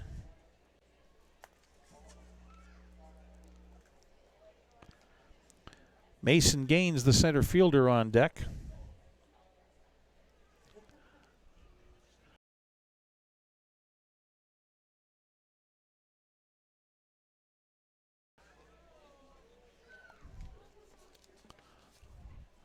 Some grumbling going on in the crowd about the strike call there. 2-strike pitch. Breaking ball outside, 1-2.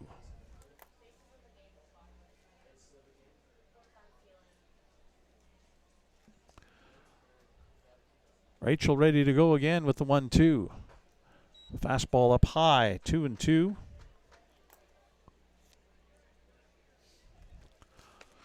One away in the bottom of the 6th inning.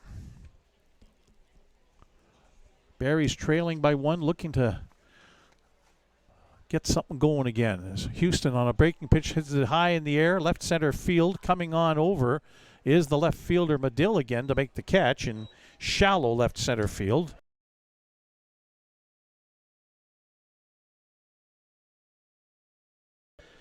Struck out in the first, flew out to left in the 4th. Gaines came into the game hitting .500, 3 for 6, but 0 for 2 today.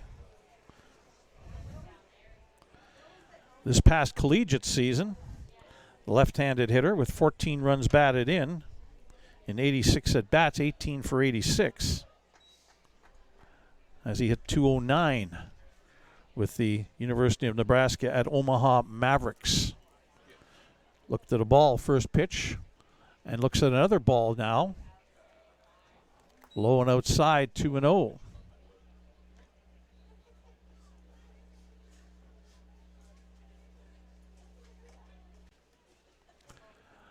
.2-0 pitch coming from Rachel. Breaking ball is in there for a strike. Gaines was looking for a fastball. 2-0 and didn't get it. So now 2-1. There's the fastball, and it's fouled back, and That ball's going to get caught up on the screen. No, it came off. Oh, it's become a bit of a sport to watch here in the press box for us. Will the ball get caught up on the screen or not? 2-2 is the count with 2 away. Swing and a miss, strike 3.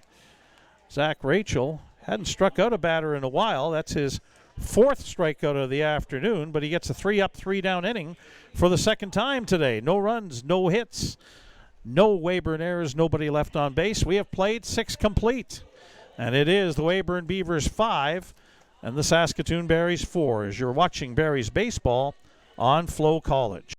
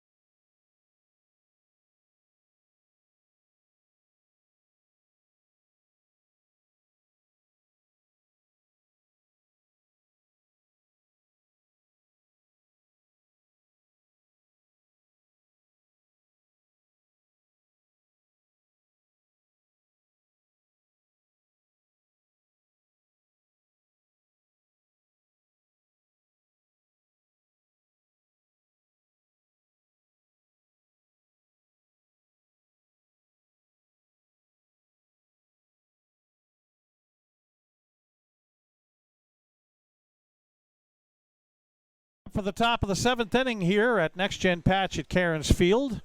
Quick look at the unofficial line score for the Weyburn Beavers. 5 runs on 5 hits. They've committed 1 error and left 5 runners on base. For the Saskatoon Berries, 4 runs on 6 hits. They've committed 3 errors and they've left 3 runners on base.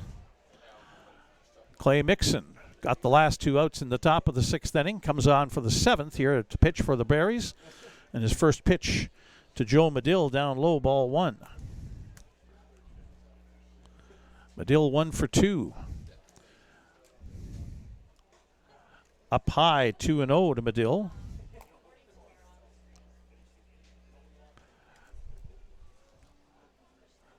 A home run, a solo shot to lead off the top of the 3rd inning for him. This one's on the ground towards second. Giles Salinas up with it, on to first in time. And 1 away here in the top of the 7th inning. Brings up the 3rd baseman, Will Sevier. Sevier is 0 for 3, but reached on an error his last time up. Looking for his first hit of the season. 0 for 3 today, 0 for 3 in a previous game. First pitch is outside, ball 1.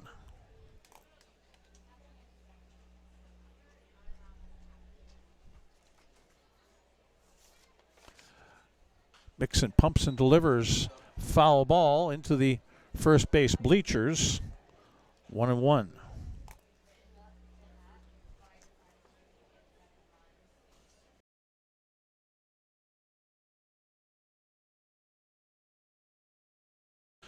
Hits right-handed. 1-1 pitch to him.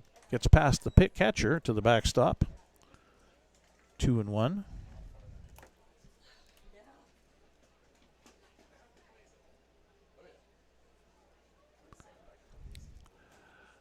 Mixon ready to go again with a 2-1. In for a strike. 2-2 the count.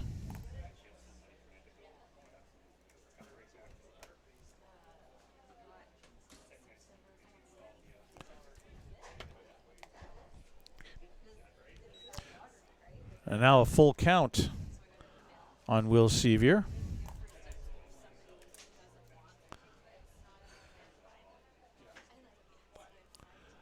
Mixon's full count pitch is called, strike 3 at the knees. Sevier was starting to head down to first base and is rung up by home plate umpire Matt Shuley for the 2nd out.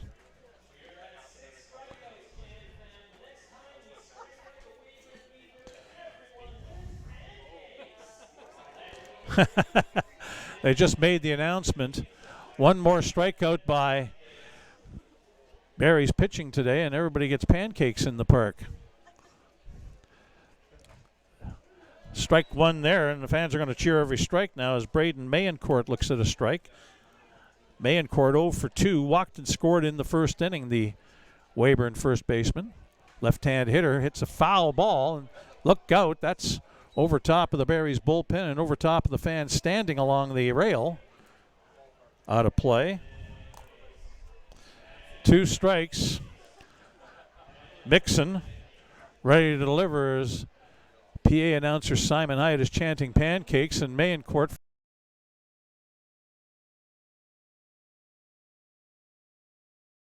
1-2.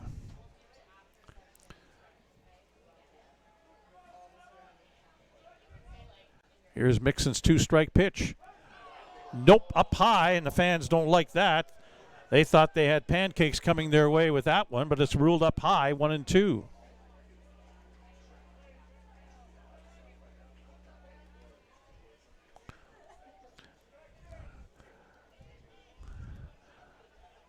Here comes the 1-2 pitch from Mixon. That one stays outside, a change up. 2 balls, 2 strikes. Now, the fans were told before the game and just now after the last strikeout that if Barry's pitchers struck out 7 Beavers in the game today, there would be pancakes from a local establishment. They're at 6 strikeouts as Mayencourt hits a fly ball foul down the left field side, and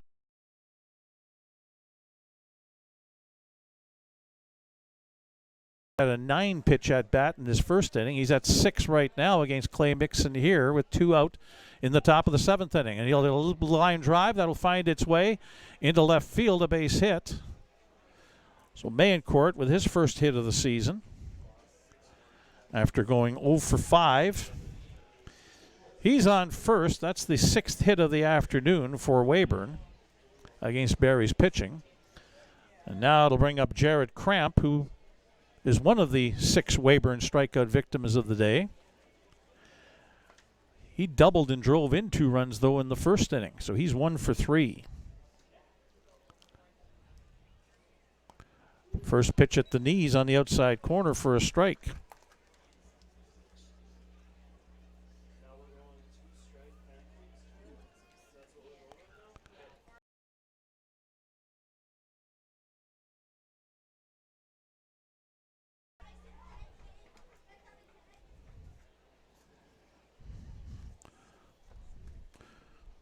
In his freshman year at Brookhaven, fouled off at the plate, 1-2.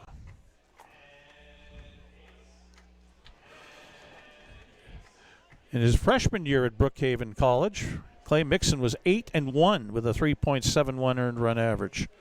Now he'll throw over to first and throw it away into foul territory. Nick Stinson, I don't think, was ready for that, and Mayencourt will advance to second on the error from the pitcher, Clay Mixon. That's the 4th error of the afternoon for the Saskatoon Berries. So Mayencourt advances up to second base. Count still 1-2 on Jared Cramp. Mixon would be maybe just wise to look after the batter. 1-2 pitch, up high, 2-2. Catcher Anthony Cortese on deck. 3rd straight meeting to start the season between these 2 teams. The Berries winning the first 2. Line drive, and it'll be off the glove of the first baseman Stinson and down the right field line. Cramp turns first, but in to score is Mayencourt from second, and that makes it 6-4. A line drive off the glove of the first baseman Stinson. And we're waiting for the... We're going to call that an error on Nick Stinson, the first baseman. So 2 errors in the inning allow the Beavers to score a 6th run in the game and now have a 2-run lead at 6-4.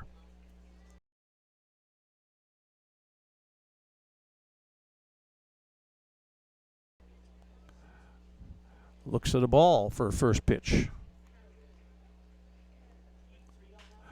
Little line drive up the middle, fielded by Houston behind second base. The throw on in time to first to retire the side. But not before Weyburn scores a 6th run here in the top of the 7th inning. With 1 hit, there were 2 Barries errors and 1 runner left on base. So after 6.5 innings, as we head to the 7th inning stretch here at Next Gen Patch at Cairns Field on opening day, it is Weyburn 6 and Saskatoon 4. You're watching Barries baseball on Flow College. For over a century, we've been more than just lawyers. We're your neighbors, your friends, and your strongest advocates. With 15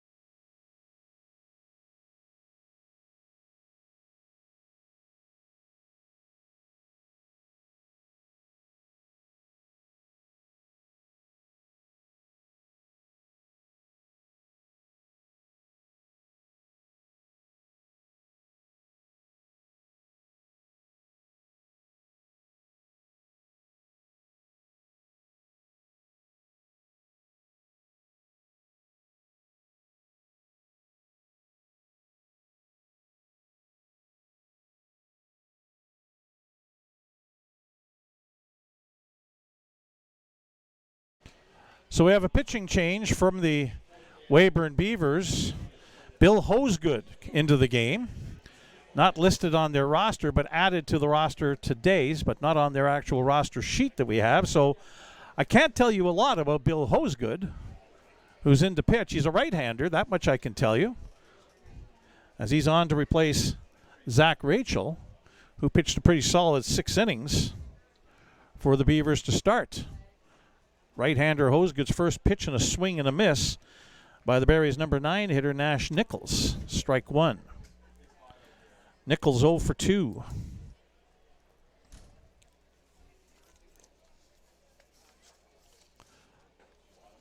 And in for another strike. Bit of a delay there on the part of Matt Shuley, the home plate umpire.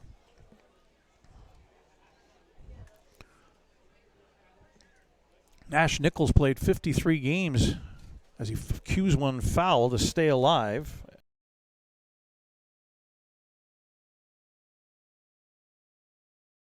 In 330 at-bats in his 2 years in college with Brookhaven College in Dallas, Texas. Looking for his first hit in the Western Canadian Baseball League.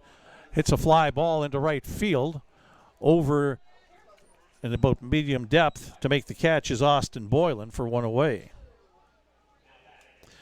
So back to the top of the order for designated hitter Brock Laird.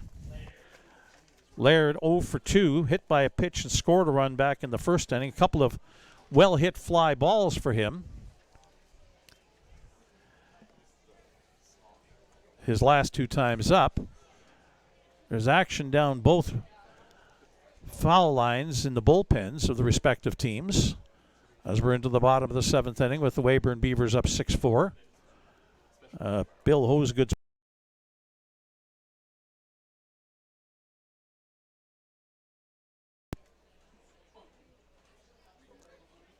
right hand hitting Laird. Looks at a fast curveball, I should say, inside, ball one, 1-1.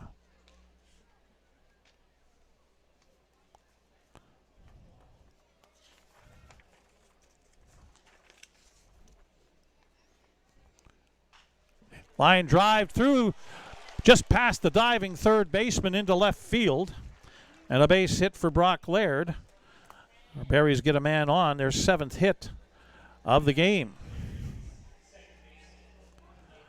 Bring up the second baseman, Guile Salinas, who's 1 for 3 with a double back in the second inning. Again, you'd assume Laird, with being in the leadoff spot, would be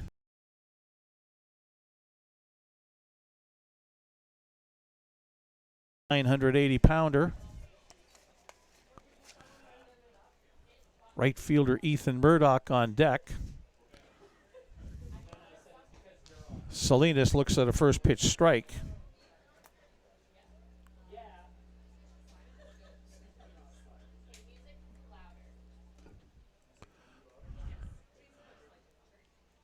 Now Hosegood with a courtesy toss over to first. That's not a big lead for Laird, and he was able to get back easily. It dirties up Laird's jersey, though. This one's hit through the right side and into right field for a base hit. Laird will be held at second. As quickly onto the ball as Austin Boylan, the right fielder. But the Berries now have 2 men on with 1 away here in the bottom of the 7th inning, trailing by 2.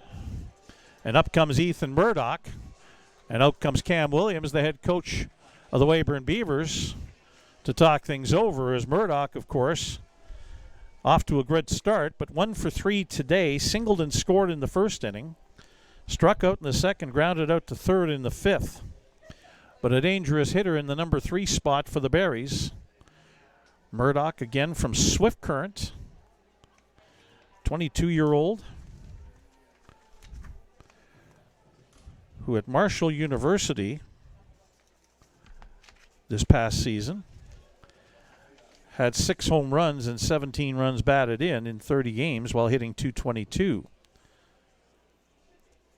In his college career, he's hitting .302 with 53 home runs. He has the power. Weyburn infielders signaling into the dugout, what do you want us to do in situations, making sure they've got their signals right. Murdoch with that open stance in the right-hand batter's box, and the first pitch breaking ball is in for a strike.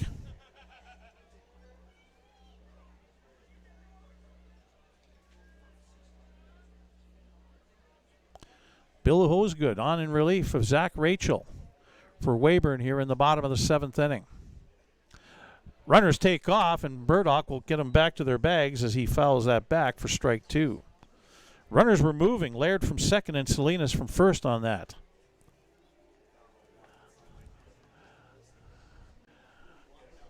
Meanwhile, down the right field line, Tanner Hosick is warming up for the Berries. Looking for his first action of the season.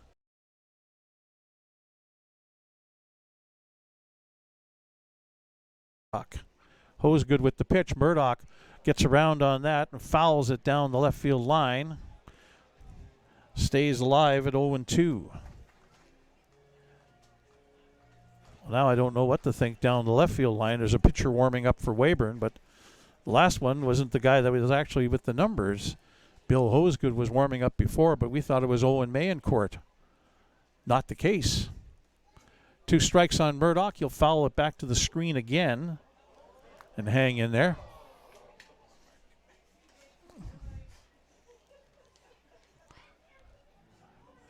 Two-strike count remains on Ethan Murdoch. 18 is warming up down the line. That's Logan Kinter, I believe, for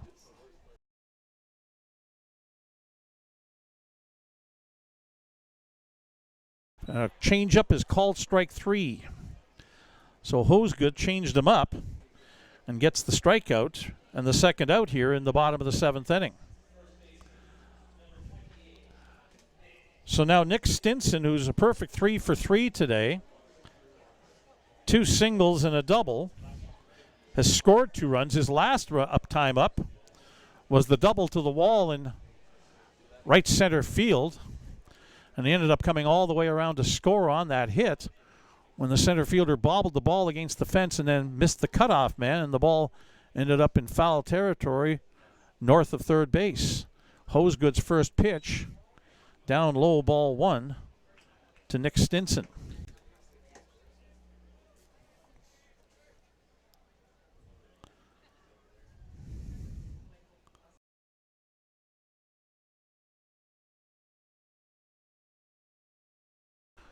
What's he going to throw here? Fastball fouled off, just wide of the Weyburn dugout down the third base side, 1-1. 6-4 Weyburn with the lead. It's the Berries' home opener. Saskatoon spoiling Weyburn's home opener back on Thursday, winning 13-3. Beavers would love to return the favor here in this late afternoon going into the early evening. We're just past 6 o'clock. Down low, 2-1.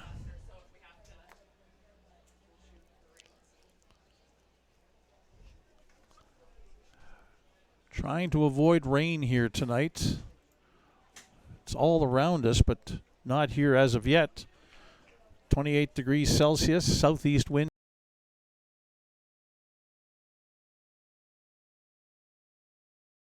Pole.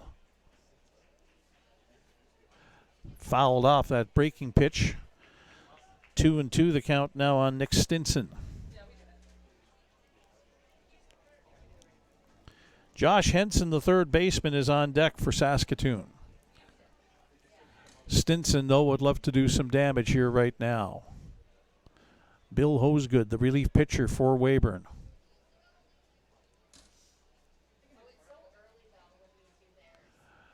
2-2 pitch is lined into left field.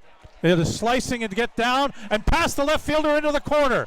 1 run comes in to score. Here comes the second runner in, and a 2-run double by Nick Stinson ties this game up at 6-6 in the bottom of the 7th inning. Stinson's a perfect 4 for 4, and he has 4 runs batted in.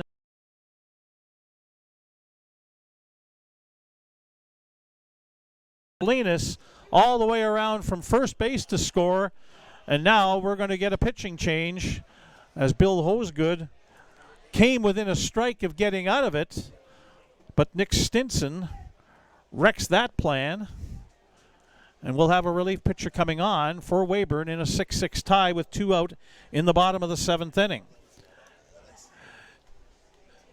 18 is Logan Kinter, listed on the roster, a right-hander out of Rio Rancho, New Mexico, coming off his junior year at Eastern New Mexico University. He'll be the second pitcher this inning and the third one of the afternoon for the Weyburn Beavers.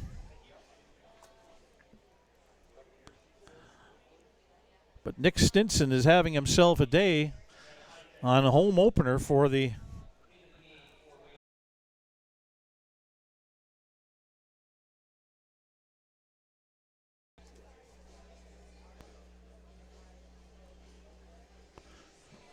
So Kinter warms up, and his first pitch gets by the catcher to the dugout, or to the backstop, which draws a roar from the crowd here at Next Gen Patch at Cairns Field. We'll have to start looking around for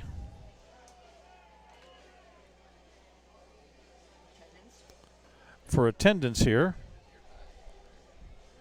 on home opener day. As Kinter continues to warm up and get ready, he'll face Josh Henson, the Berries' third baseman.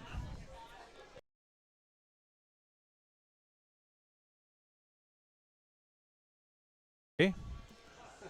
But he's in an RBI situation, He has 3 RBI through the first 2 games of the season. And the right-handed hitter will get a chance here against Logan Kinter.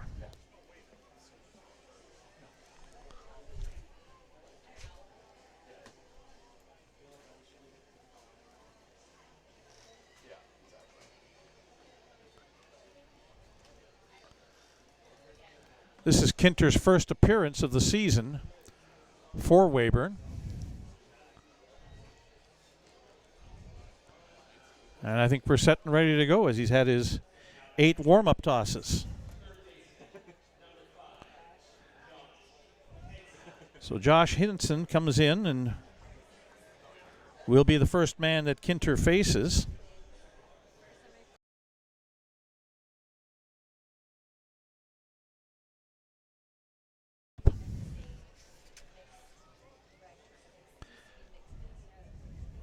Henson from Huntsville, Alabama.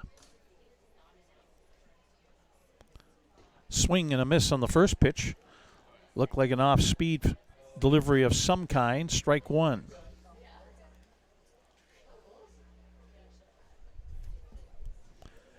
Catcher Gavin Panks on deck now for the Berries, hoping to get an opportunity.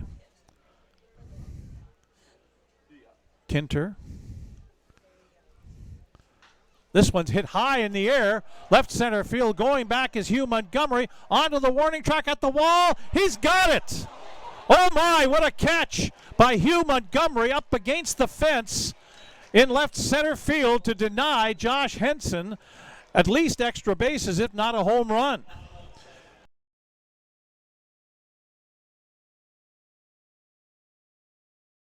But the Berries do score a couple of runs.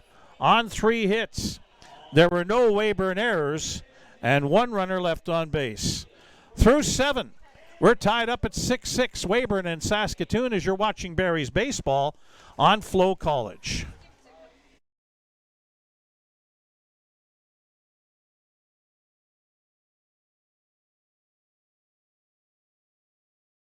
Hey baseball fans, make sure to stay up to date with your favorite teams across the league by subscribing to the WCBL YouTube channel right now. We have tons of free coverage for you over there, including daily highlights, full archived game broadcasts, daily game day previews, plus the WCBL report with myself and Joe McFarland every Wednesday. It's all in one spot, the WCBL YouTube channel. Subscribe today.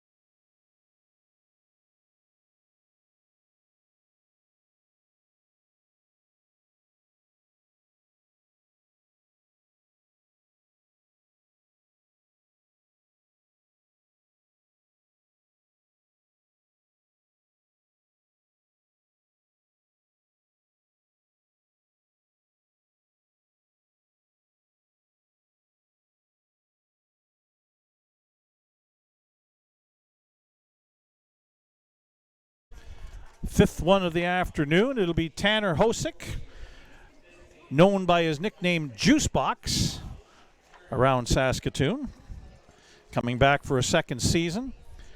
5'5", 150-pound right-hander out of Bellevue, Nebraska.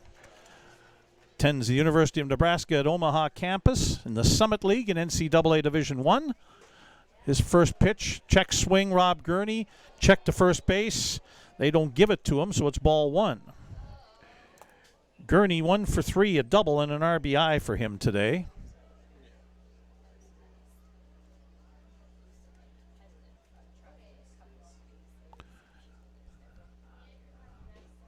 Now down low from Hosick, and it's 2-0.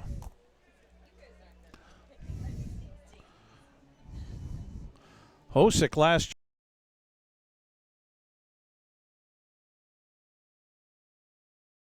a 2-2 record with 5 saves and a 2.70 earned run average. 2-0, little flare that Hosick will catch on the right side of the mound. He practically saw it off, Gurney. That pitch was inside, and he swung at it and just got a weak little pop-up for the first out. So now Austin Boylan, the right fielder, coming up.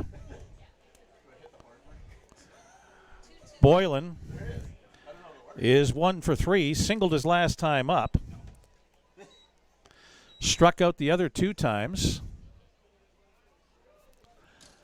Hosick delivers. Slider outside, ball 1.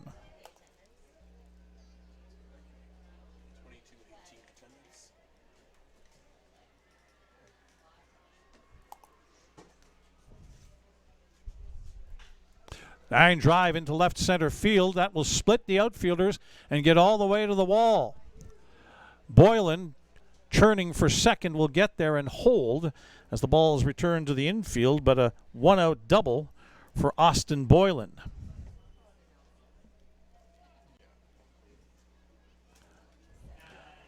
Well, now I've got 2 different attendance figures for today. One, I was told, is 2,218. The other one is 2,214.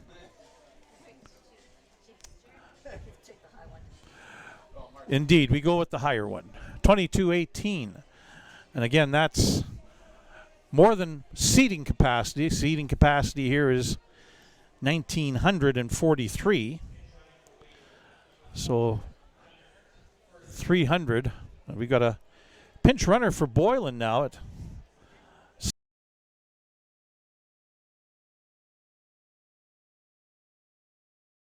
as Hugh Montgomery, the center fielder, comes up. Strike 1 to Hugh Montgomery. Gunnar Ferguson into the ball game to run for Austin Boylan, and you'd have to believe that he will stay in the game, will Ferguson, as that one is inside, ball 1. 1-1 to Montgomery. Runner on second, 1 away. Top of the 8th inning in a 6-6 tie. Hosick's 1-1 pitch. Skips in low. 2-1 to Hugh Montgomery, who's 0 for 3 today. Hosick glances back at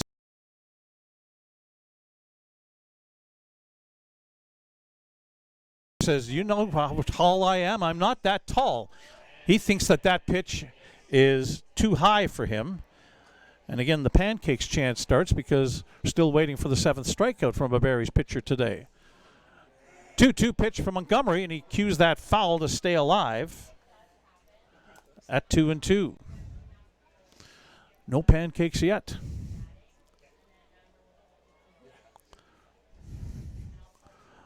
Montgomery is 5'9", hence his argument about the strike call on the second last pitch. Meanwhile, Gavin Panks will go out and have a word with Tanner Hosick behind the mound, discuss what they want to do to try and get the second out. Top of the order, Ryan Weaver, the second baseman for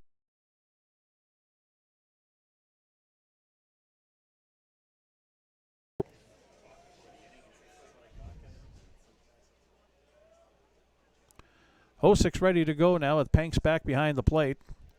2-2 pitch. Swing and a miss, strike 3. And everybody's excited because they got pancakes. The Berries are excited because they got a second out. Ryan Weaver, the second baseman, will come up now. He's 0 for 4. Couple of ground outs, a fly out, and a strikeout for Weaver.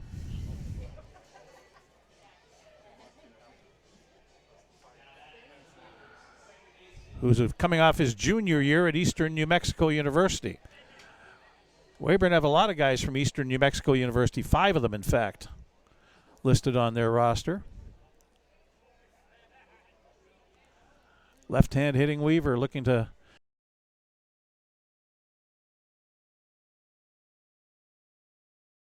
one.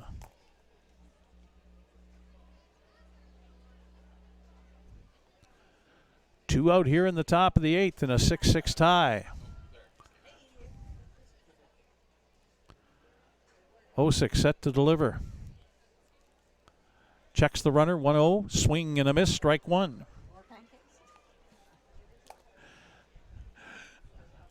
More pancakes? Yeah, you never know.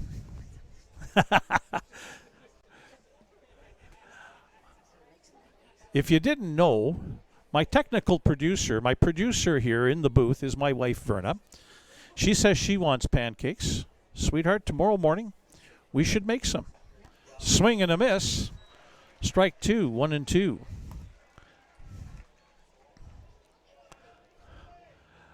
Hosick, 1.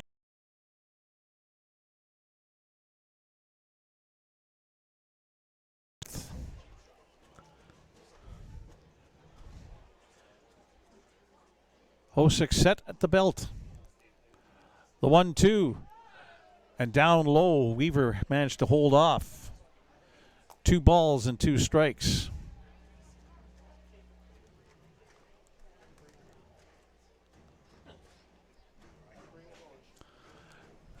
See some fans stomping feet on the metal benches in front of them, the metal floor in front of them. 2-2. And that one stays outside a full count. Nobody up in either bullpen right now. Hosick probably to get through this inning and likely the next one.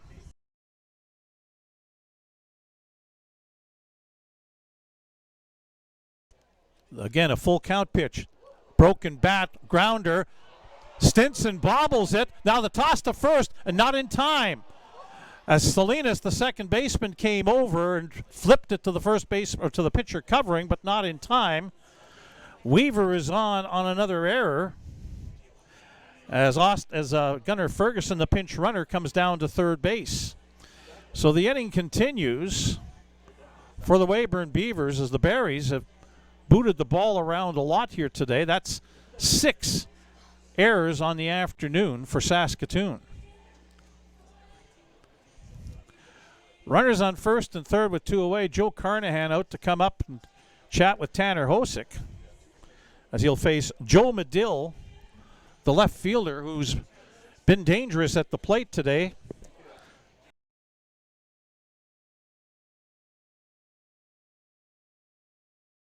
Fly ball one time up and grounded out to second.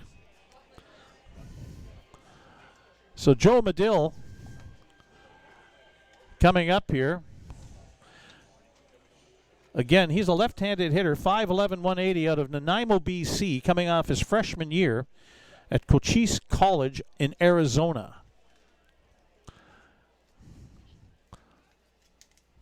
But he's looked to be one of the better Weyburn players as there's the first pitch down low for ball 1. First and third, 2 away here for Weyburn in the top of the 8th, threatening against Juicebox.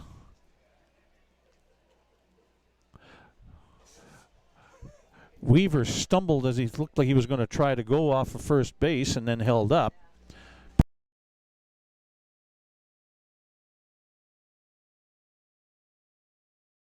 Weaver might take off. He is the leadoff batter. See what he can get moving on the Berries. 2-0 pitch is called strike, low on the outside corner. 2-1 the count.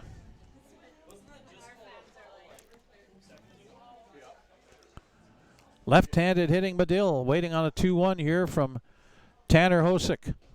Fastball, this one's low below the knees. 3-1 the count. Will Sevier, the third baseman, on deck. As Hosick is 1 pitch away from loading the bases. Hitters count here at 3-1. Hosick's got to come in. He throws that one up high and walks him. So now indeed we have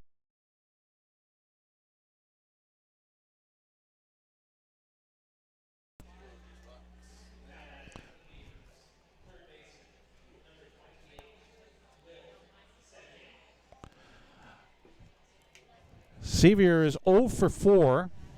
Reached on an error in the 5th inning. Has struck out twice. Gunnar Ferguson, the pinch runner on third base. At second is Ryan Weaver, and the first base runner is Joe Medill, who just drew a walk. So now Tanner Hosek against Will Sevier. First pitch swinging in the air, shallow center field, coming on Mason Gaines. Makes the catch, and Hosek and the Berries leave the Weyburn bases loaded and get out of it. No runs on one hit. There was one Berries error and 3 runners left on base. After 7.5 innings here at Next Gen Patch at Cairns Field, 6-6 Weyburn and Saskatoon. You're listening to Berries, or you're watching Berries baseball on Flow College.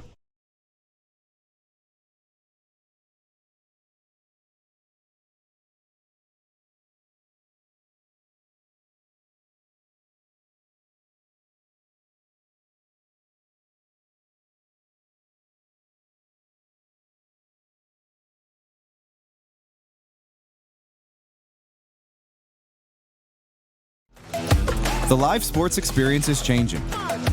Teams and facilities are under pressure to provide online and in-venue entertainment.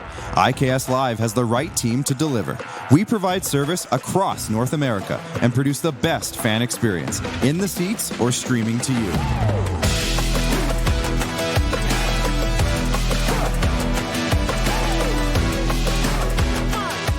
IKS Live continues to bring you the best seat in the house.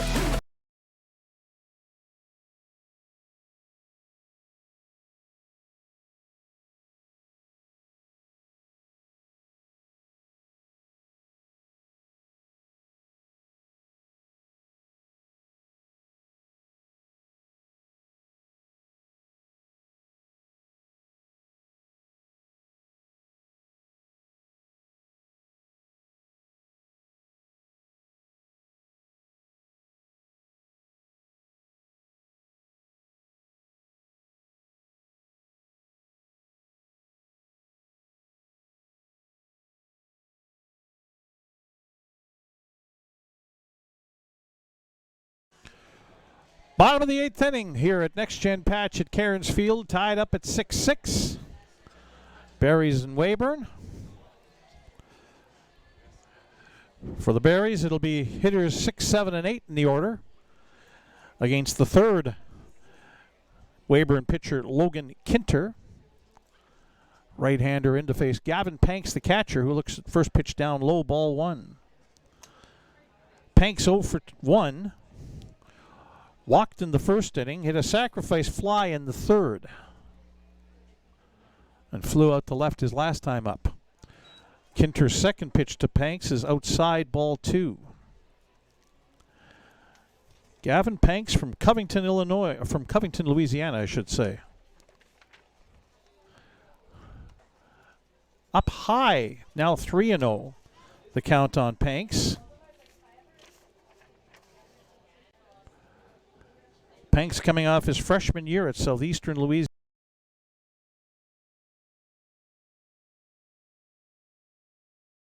All the way on the 3-0. Gavin Panks was 8 for 26 in 14 games at Southeastern Louisiana University as a freshman. And he takes strike 2, as that one was up and inside, but a called strike by home plate umpire Matt Shuley. So Panks' average was .308 in his first year of university ball. Now he slams one foul just past the Berries' first base umpire. That's pitching coach Ryan Olcheway down there. Count holds at 3-2. Shortstop Nathan Houston on deck, and then center fielder Mason Gaines after that for the Berries. Against Logan Kinter here in the bottom of the 8th. Flag starting to flap a little more here. Panks reaches out and grounds one towards short, and it takes an interesting hop past the shortstop into left field. And Panks is on as Jared Cramp, the shortstop, had that bad hop get away from him. And they're going to call that an error on Cramp. Base hit is going to be change that up to a base hit. 10th one of the day for the Berries, and they have their leadoff man on in the 8th. So now Nathan Houston, who's 1 for 3 today.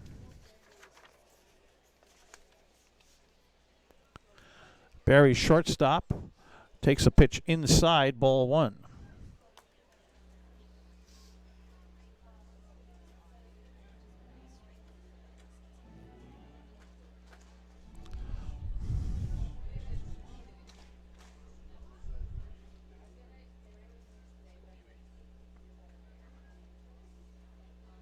The 1-0 pitch to Houston on the outside corner for a strike.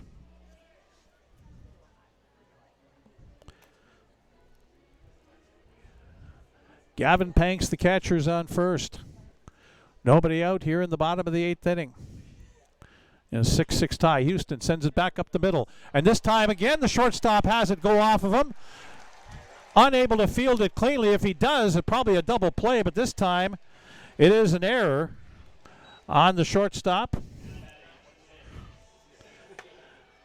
So Jared Cramp got the benefit of the doubt on the bad hop with Panks, but this time a chance to field cleanly and get a double play. Instead, he gets nothing, and the Berries, with nobody out, have runners on first and second. And out comes Cam Williams, the head coach of the Beavers, to talk with Logan Kinter about the misfortune that he's had to overcome here. Mason Gaines, a left-handed hitting center fielder for the Berries, up. He is due 0 for 3 today with a couple of strikeouts and a chance to make something good happen. As the conversation on the mound continues. Well, now it's broken up, and head coach Williams making his way back to the dugout.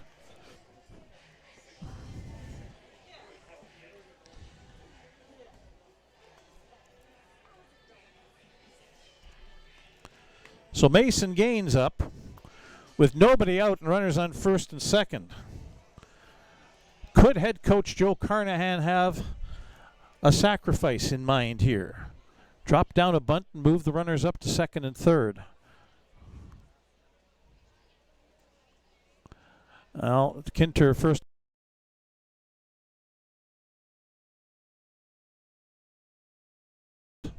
Nearby.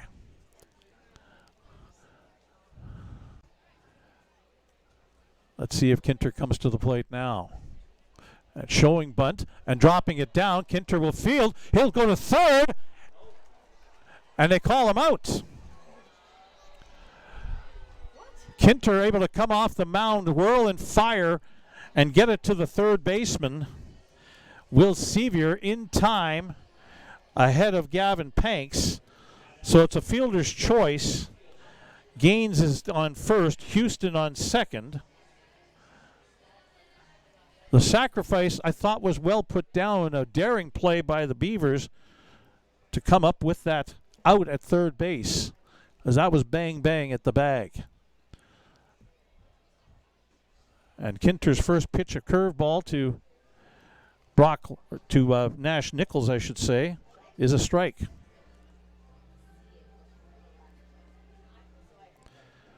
Nichols, the left fielder, 0 for 3 today.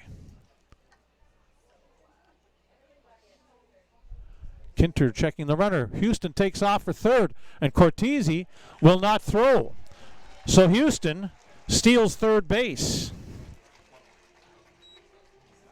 on a pitch inside, which is 1-1. Holding his ground at first is Mason Gaines. Now let's see if the Berries maybe do something with Gaines at first and have him take off and see what they can do towards creating a double steal situation or some sort of confusion within the Weyburn infield defense. Now showing bunt and taking the pitch inside is Nichols. That's another option you could look at, is a safety squeeze type situation here. It wasn't the all-out squeeze play because Houston wasn't running. He was waiting to see if the ball was going to be bunted and be on the ground before he took off. 2-1 pitch coming up to Nash Nichols. And now a throw over to first, and good play by Braden Mayencourt, the first baseman, to snare that, as that was a little bit wide of the mark. Lots of action going on. 6-6, bottom of the 8th. Runners on first and third for the Berries, looking to take their first lead of the game. Nash Nichols, the man at the plate with a 2-1 count. Gaines takes off, swing and a miss. Cortese throws down, but it'll be intercepted before the bag by the second baseman. And so a stolen base for Gaines. A strike on Nichols evens the count at 2-2. The Berries now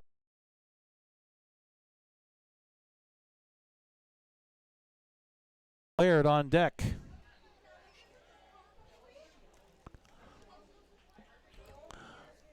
Let's see if Nichols can bring home the go-ahead run here. 2-2 pitch, fouled off, and that takes a bite out of catcher Anthony Cortese. Fouled right down into a sensitive area. Head coach Cam Williams will come out to see how his catcher is doing, as home plate umpire Shuley says, you need a second, take it, go ahead. Cortese is going to take advantage of that as the conversation continues between head coach and catcher, and the home plate umpire using his foot to sweep off the home plate. Wade giving him some time. Cortese says, I'm okay. A tap of the bat from Nash Nichols to the shin guard of Cortese, saying, hey, hang in there, fella. Sorry about that. Not really your fault. That's just the sort of thing that happens in baseball. Here we go again. 2-2 pitch upcoming from Logan Kinter of the Weyburn Beavers to Nash Nichols of the Saskatoon Berries. Infield is in for the Beavers.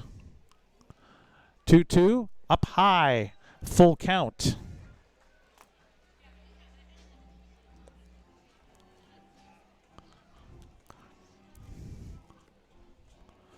Let's see what happens here.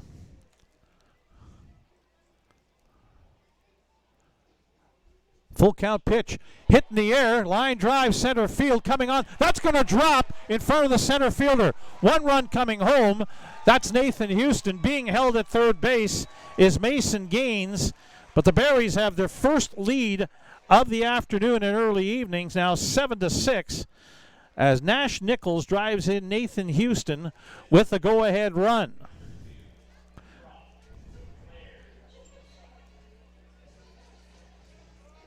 And Brock Laird to the plate, still with one out and runners on first and third.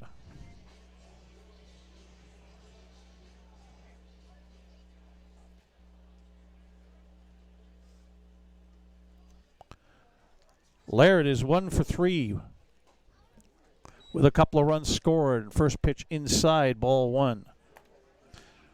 Laird singled and scored his last time up in the 7th inning against relief pitcher Bill Hosegood, now facing Logan Kinter. Breaking pitch, called strike on the outside corner, 1-1.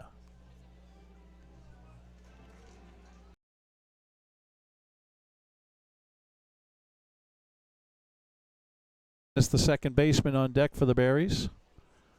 Another curveball, line drive, and they're going to double off. Gaines at third. Third baseman Will Sevier caught the ball moving to his right and was right at the bag when he made the catch and was able to step on it just ahead of Mason Gaines getting back to the bag. So a line-out double play to complete the 8th inning. And that will be it for the Berries, but they get a go-ahead run in the bottom of the 8th inning on 2 hits. There was one Weyburn error and one runner left on base. Heading for the top of the 9th, it's the Saskatoon Berries 7 and the Weyburn Beavers 6 as you're watching Berries baseball on Flow College.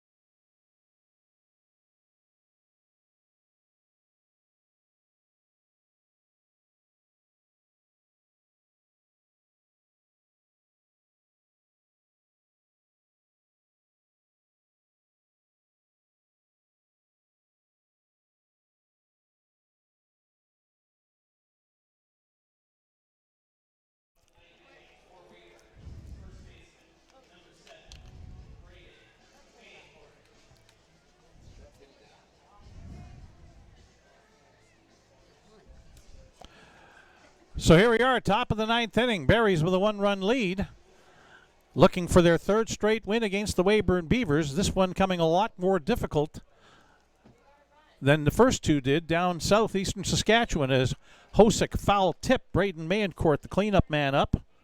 Swing and foul tip, strike 1. Tanner Hosick in. He came on in the 8th inning in relief. 5th Berries pitcher of the afternoon.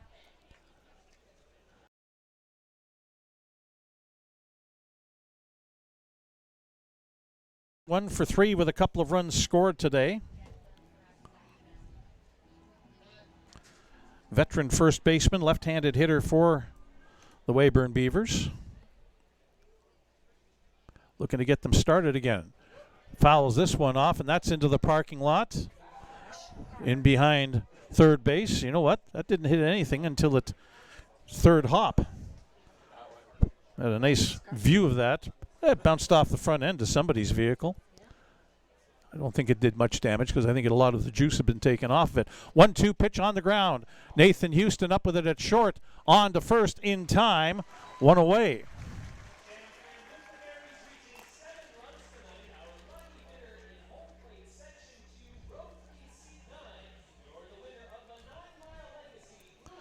So Jared Cramp, the shortstop,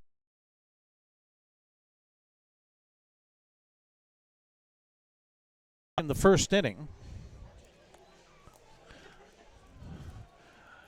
He was a central figure in the Berries scoring the go-ahead run, though, last inning, as he looks at the first pitch just outside, ball 1.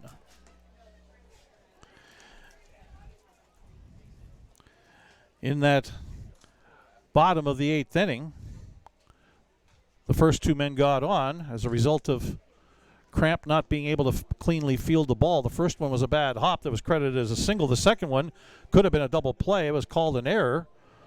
And eventually, Nathan Houston, the guy who reached on the error, scored. 1-1 pitch, outside. 2-1 the count now on Jared Cramp. Anthony Cortese, the catcher, is on deck.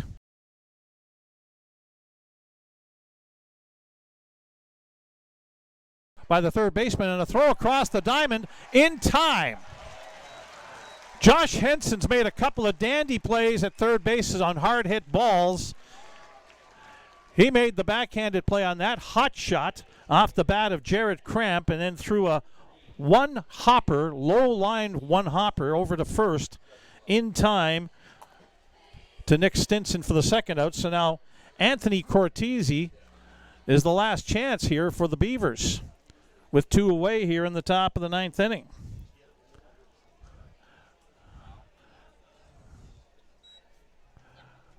First pitch is a ball.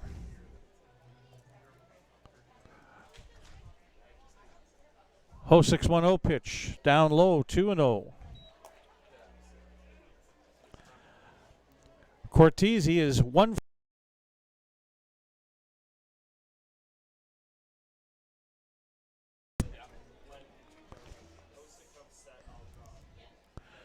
Two-0 pitch from Hosick. Smiled off at the plate, 2-1.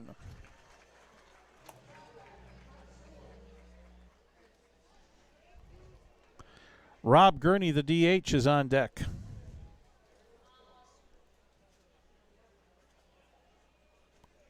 Cortese with an open stance in the right-hand batter's box. 2-1 pitch. Inside, 3-1.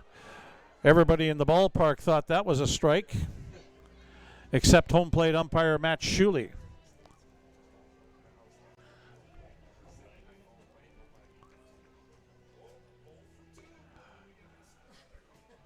Two away, 3-1 pitch here from Hosick to Cortese. On the ground to third, Henson fields that on 2.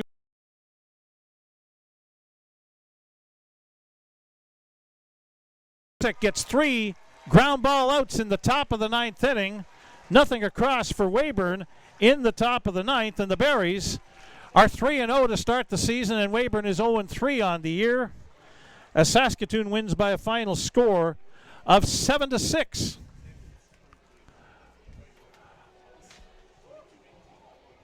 We'll have A quick wrap-up momentarily for you of today's game as the Berries win their home opener by a final score of 7-6. As you're watching Berries baseball on Flow College.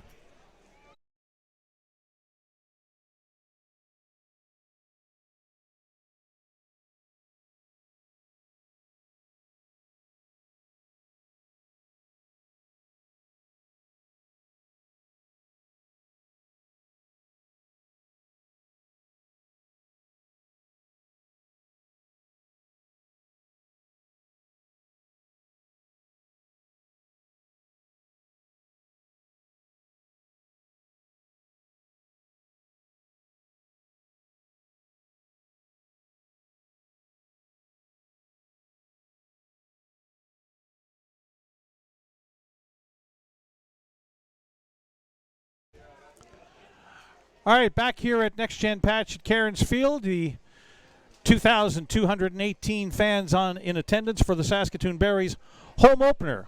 Going home happy today and defeat the Weyburn Beavers by a score of 7-6. Quick look at the box score or the line score.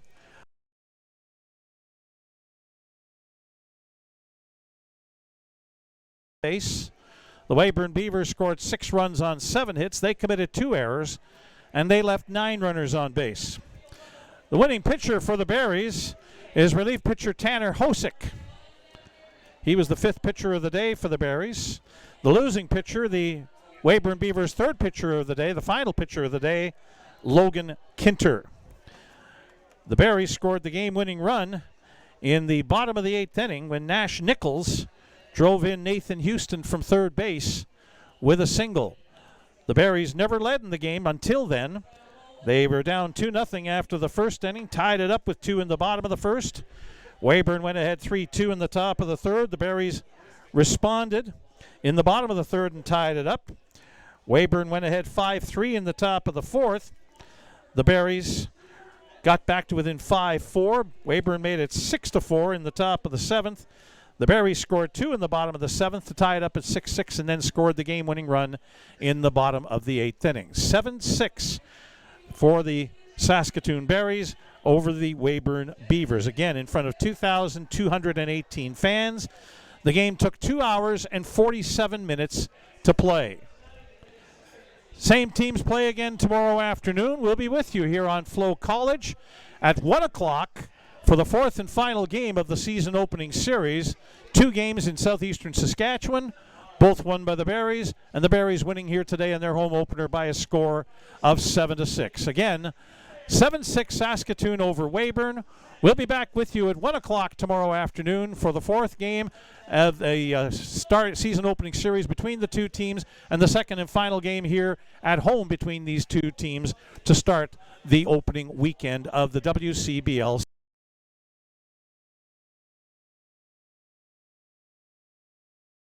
Saskatoon Berries. My good wife, Verna, who is the producer of our broadcast. I'm Les Lazaruk. Thank you for watching, and we'll talk to you again tomorrow as you have been watching Berries baseball on Flow College.